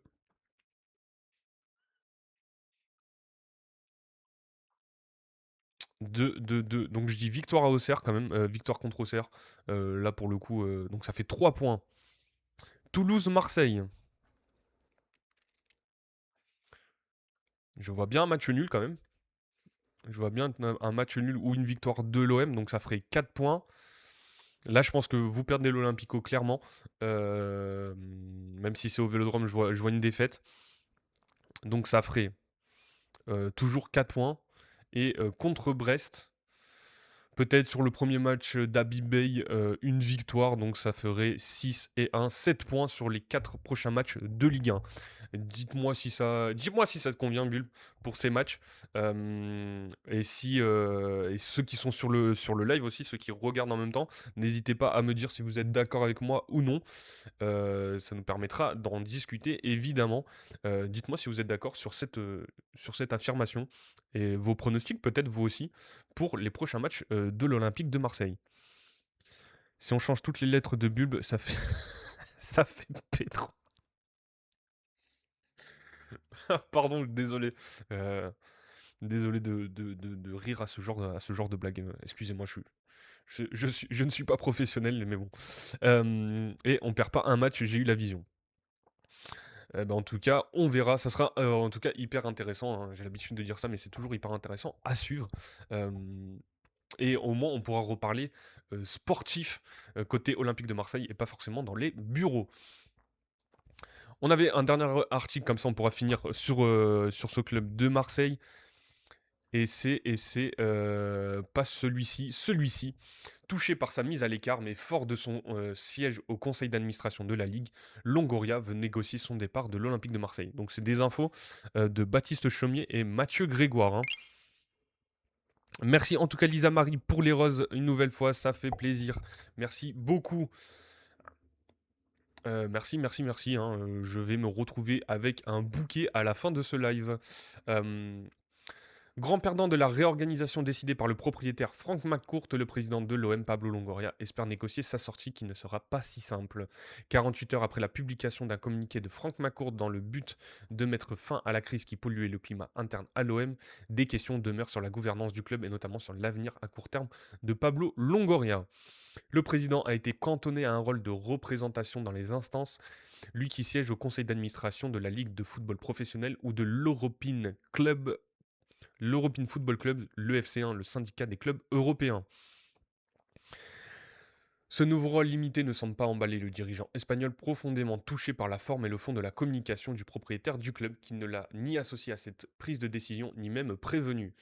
Le siège du conseil d'administration de la Ligue comme levier dans la discussion. Écarté de toute la partie sportive où le directeur du football Mehdi Benassia est désormais le seul maître à bord, Longoria attend à présent le début de discussions plus concrètes entre son avocat et les équipes de McCourt. Et il ne voit qu'une seule issue possible, un départ après bientôt 5 ans de présidence. Il avait été nommé fin février 2021. Les discussions pourraient-elles vite aboutir? Ce ne sera pas si simple, même si le directeur général Alessandro Antonello et les anciens proches de Longoria gèrent les affaires courantes jusqu'à nouvel ordre. En cas de départ de l'Espagnol, le club perdrait en effet sa voix dans les instances nationales. Les élections du conseil d'administration de la LFP sont intuitées personae, c'est-à-dire à titre personnel et pas au nom du club. Son poste serait alors remis en jeu lors d'une prochaine élection. C'est le cas par exemple pour celui de Fabrice Boquet qui a quitté Nice ces dernières semaines et pour être éligible, il faut au moins une année révolue d'exercice de président de club ou de directeur général à titre exceptionnel, ce qui pose le problème suivant, personne à l'OM n'est donc en position d'être candidat en cas de départ de Longoria. Même si ce dernier était accompagné lors de toutes les dernières réunions de l'émissaire de l'actionnaire, Scheherazade Semsar de Boissesson, vice-président du conseil de surveillance. Alors ce nom, hein, Scheherazade Semsar de Boissesson, c'est un nom qui revient énormément du côté de l'Olympique de Marseille, qui a de plus en plus d'influence au club. Ça reste encore flou exactement quels sont ces... on sait que c'est des titres, hein, souvent président du conseil de surveillance, on sait jamais exactement ce que ça veut dire. Mais c'est un peu brumeux son implication dans ce club de l'OM. Si certains ont des informations, on essayera de les vérifier évidemment, mais peut-être que ce nom reviendra plus intensément lors de la fin de saison. Est-ce que cette personne, cette femme aura aura un rôle plus important du côté de l'Olympique de Marseille. Ça reste à suivre, hein, parce que dans tous les articles, dès qu'on parle de l'Olympique de Marseille, ce nom est bien présent. Donc on va juste. J'avoue que c'est une personne que je n'ai pas forcément, que je connais pas forcément, hein, j'en entends parler depuis des semaines. Et on a un article de La Provence, je voulais pas y aller dessus, mais pour le coup, vu qu'on en parle, quel est le rôle quel est le rôle de Sherazade Semsar de Boissesson, l'envoyé très spécial de Franck McCourt? Donc ça peut être intéressant quand même de continuer sur ça, comme ça on fait le travail jusqu'au bout, les amis. On finit juste sur cet article. Pour Pablo Longoria, hors cette représentation du club de la AFP est capitale aux yeux de McCourt, ce sera très probablement le principal levier dans les négociations qui s'annoncent entre les deux parties pour tenter de trouver une issue par le haut. Comme elle le répète, soucieuse de ne pas se lancer dans une guerre ouverte qui alourdirait de nouveau un climat enfin un peu apaisé. Donc voilà pour Pablo Longoria. Est-ce qu'il va quitter le club tout de suite? Lui qui a été largement déclassé par Franck McCourt dans la direction de l'Olympique de Marseille, qui peut prendre très mal aussi, hein. En plus, on disait le trio de Miami, Deserbi, Benassia, Longoria. Au final, Benassia qui prend plus de responsabilités. Est-ce que ça a été fait? On va pas extrapoler, mais est-ce que ça a été fait dans le dos? Est-ce qu'il y a une trahison de la part de Mehdi Benassia envers Pablo Longoria? Peut-être qu'on en saura plus au fil des jours et des semaines. En tout cas, toujours hein, un max de popcorn quand on parle de l'Olympique de Marseille et de ce qui se passe autour. Donc, quel est le rôle de Sherazade Semsar de Boissesson, l'envoyé très spécial de McCourt?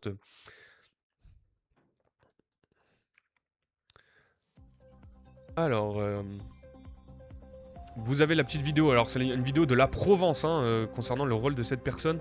C'est invité dans la corbeille du Vélodrome pour assister au 8e de finale de coupe contre Rennes avant de s'éclipser sitôt la qualification entérinée aux côtés d'Alessandro Antonello. Depuis quelques semaines, la vice-présidente du conseil de surveillance de l'OM, par ailleurs présidente de McCourt Global, depuis 2023 a pris beaucoup de poids dans le fonctionnement du club, sa vie quotidienne, les objectifs fixés et même bien au-delà. Les caciques de la Ligue de football professionnel ont par exemple été très surpris de l'avoir débarquée à des réunions où elle n'était pas annoncée, où elle ne s'est pas présentée avant d'asséner des leçons de gestion à tous les protagonistes médisés par un tel aplomb, perçu comme de l'arrogance, voire du mépris. À ses côtés, Pablo Longoria est apparu complètement effacé, je suis un peu lent à lire du coup, complètement effacé, relégué au rôle de faire-valoir. Âgée de 57 ans, elle se moque du camp dira-t-on. Elle a des yeux et les oreilles de l'actionnaire américain. Absente dimanche au parc, elle fait le lien avec McCourt, impose les volontés de Bostoniens désireux, les pertes du club au train de vie toujours dispendieux. Waouh! Dans le contexte actuel où les droits TV apparaissent faméliques. Tandis que sa masse salariale est la plus élevée de son histoire, une stratégie de gestion loin de faire l'unanimité. Sur les hauteurs de la commanderie, la direction olympienne, agacée par son intrusion quasi permanente et ses directives, s'en serait plainte auprès des supporters lors de la réunion de la semaine dernière comme pour mieux se dédouaner. Et expliquer la valse permanente des transferts, mais la franco-iranienne est en mission, elle est là pour appliquer les consignes données. En plus haut lieu est tenté d'apurer des comptes dans le rouge. Donc voilà pour Sherazade Boissesson, qu'est-ce que nous dit? Est-ce qu'on a plus d'infos sur cet article? Donc l'article, hein, il date du 10 février, hein, donc ça commence déjà à dater quand même. Et peut-être que si on va sur actualité, voilà, il date d'il y a déjà 10 jours. Alors on a encore un article de l'équipe. Est-ce qu'on a plus des médias spécialisés Marseille pour nous en dire plus sur Sherazade de Boissesson? Non, pas forcément, hein, toujours l'équipe. Hein. Donc, alors c'est vice-présidente du conseil de surveillance de l'OM, en plus de plus en plus impliquée au niveau des instances. Donc c'est vraiment une porte-parole hein, de Franck McCourt. Hein. Elle travaille pour le groupe McCourt. Hein. Les dirigeants du football français l'ont découverte le 12 novembre, donc c'est ce qu'on nous disait sur la vidéo juste avant de la Provence, lors du collège de Ligue 1 à l'occasion d'une visio rondement menée. Donc elle s'est connectée depuis les États-Unis avec Pablo Longoria à ses côtés, puis s'est exprimée 10 minutes devant une assistance étonnée. Elle ne s'est pas présentée, confie un des protagonistes de la réunion. Elle a parlé de la réforme de la gouvernance, elle a remercié Philippe Diallo de l'avoir reçu et, euh, et a demandé pourquoi vous n'avez pas fait ci sur ce point et sur tel autre, et voilà. Donc en gros, elle a donné beaucoup son avis, d'accord. Membre du conseil de surveillance de l'OM depuis 2022, avant d'en devenir vice-présidente. D'accord, d'accord. A pris du poids dans l'opération Marseillaise sur le sujet des instances de la fameuse PPL, la proposition de loi sur le sport professionnel. Donc c'est pour ça qu'elle était présente, hein. Elle travaille dans son coin avec un cabinet d'avocats. Je suis circonspect sur l'efficacité de la démarche, explique le président d'un club de Ligue 1. Elle agit en franc-tireur hors du cadre électoral, le représentant officiel étant Longoria. Dans 2 mails envoyés début novembre à Victoriano Melero, président du syndicat Foutuni et directeur général du PSG, et à Olivier Létang à la tête du collège Ligue 1, elle s'est plainte de ne pas avoir été invitée à une réunion sur la PPL à la fédération, provoquant l'incrédulité. Du côté du clan McCourt, si l'idée de l'avoir succédé à Longoria comme représentante de l'OM dans les instances est réfutée, on l'estime calée sur les questions juridiques, pouvant apporter une réelle plus-value à l'Espagnol. Elle a ainsi accompagné en novembre au siège du ministère des Sports pour rencontrer la nouvelle occupante du poste, Marina Ferrari. Elle rencontre souvent le sénateur Michel Savin, LR à l'origine de la PPL. À la fin du printemps, elle avait participé seule côté OM à une réunion officieuse entre la LFP, le fonds CVC et quelques gros propriétaires du championnat. Elle entretient des relations de confiance avec Anne Méo, la communicante en chef de McCourt, et Nicolas de Taverneau, boss de Ligue 1+, ancien boss de Ligue 1+. Méo confie, c'est une femme construite, cultivée, rationnelle, issue d'une famille qui a quitté l'Iran après la révolution de 1979. Elle en a bavé pendant sa jeunesse. C'est fort, mais ça n'a rien à faire dans l'article. Business d'Armagnac, journalisme et collection d'art. Alors là, c'est vraiment une description de sa vie concernant cette dame. Alors, est-ce que ça va nous apporter des informations concernant l'Olympique de Marseille? J'en suis pas convaincu non plus. Mais bon, on va essayer d'en savoir plus. Alors, fille du journaliste et traducteur progressiste Mehdi Semsar, qui a dirigé plusieurs journaux iraniens avant la prise de pouvoir de l'ayatollah Khomeini, la native de Téhéran a commencé ses études en France, les a poursuivies à Georgetown, à Washington, pour finir diplômée en finance internationale. Cette prestigieuse université la liera à McCourt, d'accord, ok. Donc c'est pour ça qu'elle est liée à McCourt à partir de 2013, quand ils vont siéger ensemble au conseil d'administration de l'institution. En 2021, le propriétaire olympien la nommera à la tête de son nébuleux projet Liberty, visant à rendre les réseaux sociaux plus éthiques avant d'en faire la CEO de son groupe immobilier, tech et sport en janvier 2023. La voilà dans le grand bain de l'OM. Scheherazade a fait du journalisme, elle a un business d'Armagnac, une collection d'art, elle est curieuse de tout. Je ne suis pas surpris de la voir faire du foot désormais, s'exclame l'économiste Thibaut Largeur.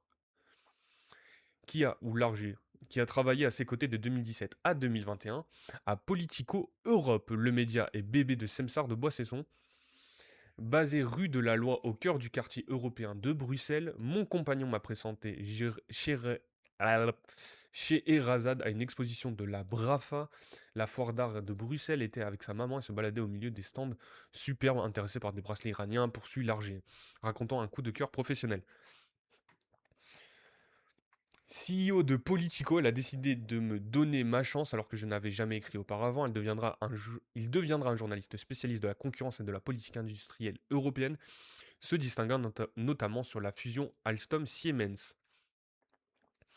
D'accord, mais on s'en fout de ça par contre.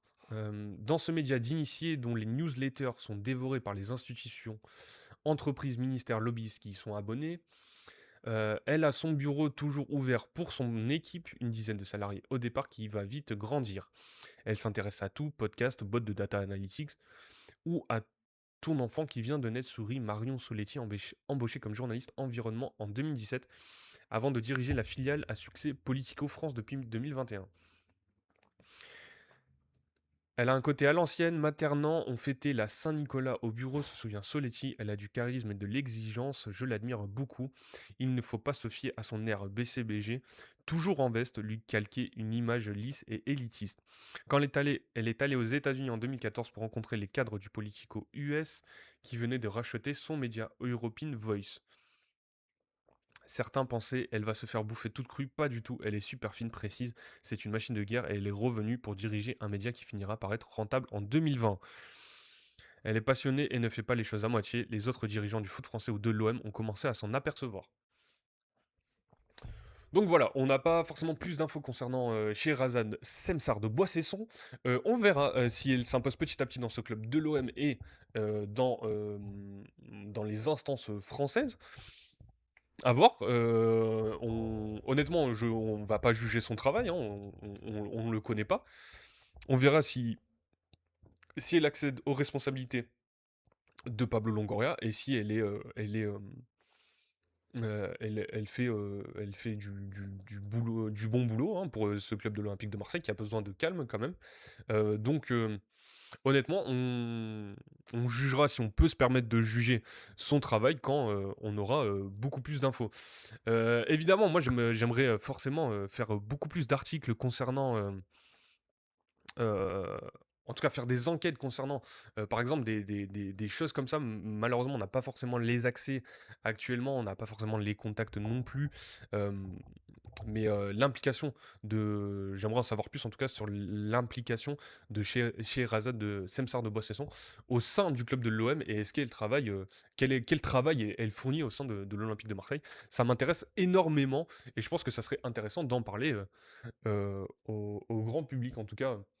On essayera de voir si on peut faire quelque chose autour de ça. Voilà. On avait un dernier article, il est midi, on va juste finir sur cet article et après on se laissera les amis sur Francaise et au stade rennais quand même. C'est désormais officiel. Euh, c'est désormais officiel, Franquès qui a quitté l'OGC Nice. On le rappelle, même si je suis supporter de l'OGC Nice, il est arrivé à la fin de son histoire qui a été plutôt courte au final, hein. Un an et demi, c'est pas très long. Mais je reste très admiratif du travail de Franquès. Je trouve que c'est un très bon entraîneur de Ligue 1. Et je pense qu'il va faire énormément de bien à, euh, à cette équipe du Stade Rennais. Donc ce mercredi, le Stade Rennais a annoncé la nomination de Francaise en tant qu'entraîneur. Il succède à Habib Bey. La rumeur d'un accord circulait depuis la semaine dernière, c'est désormais officiel. Francaise devient ce mercredi le nouvel entraîneur du Stade Rennais.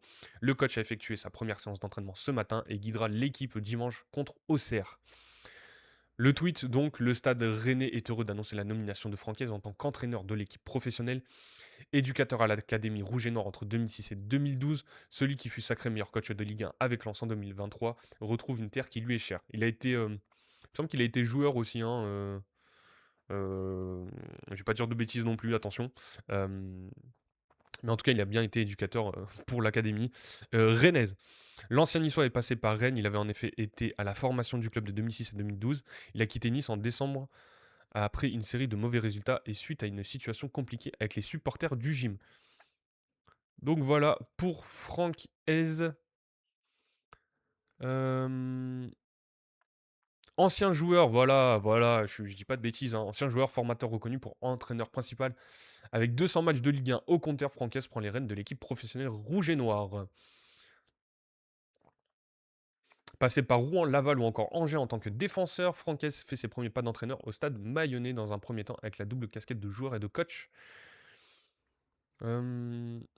Donc voilà, bon après là ça va être vraiment la description de Francaise, on connaît. En tout cas moi je suis très heureux de voir Francaise, hein. On va juste peut-être voir, oui, sa déclaration à son arrivée. Francaise, entraîneur général, lorsque j'ai reçu mes équipements ce matin, ça m'a replongé 20 ans en arrière lorsque Patrick Rampillon m'a fait venir. C'est une joie de retrouver le Stade Rennais, un vrai plaisir. Avec mon staff d'arriver dans un si beau club, l'effectif présente beaucoup de qualité à l'image du match de vendredi dernier. Elle a montré du cœur, une belle énergie. Depuis mon départ en 2012, le club a très bien évolué. La famille Pinault est le propriétaire le plus ancien en Ligue 1 depuis bientôt 30 ans. Ça montre un attachement certain et une identité forte. On sent que le projet est solide, le club cherche à avancer à l'image des infrastructures exceptionnelles qui n'ont cessé de progresser. La ferveur autour du club, elle aussi, est grandissante. Pour ces raisons, c'est une chance de faire partie de ce projet. Donc voilà pour l'arrivée de Franquès du côté du Stade Rennais. Les amis, il est midi 3, donc on va se laisser pour aujourd'hui. On se retrouve demain, évidemment, 10h midi en live sur TikTok et Twitch pour discuter de l'actualité football. On reviendra sur les matchs de Ligue Europa, sur les matchs de Conference League aussi, et toute cette revue de presse. Donc, passez un bon appétit, passez une bonne fin de journée. Force à ceux qui sont au travail. N'hésitez pas aussi à aller voir la chaîne YouTube @trickfr. Le dernier épisode de Farmers Trick est disponible où l'on discute de la 22e journée de Ligue 1. N'hésitez pas à aller le voir, c'est disponible. Et c'est toujours très intéressant. Je trouve nos émissions. Bref, voilà. Donc, on se laisse pour aujourd'hui. Passez une bonne fin de journée et on se retrouve demain. Ciao les amis.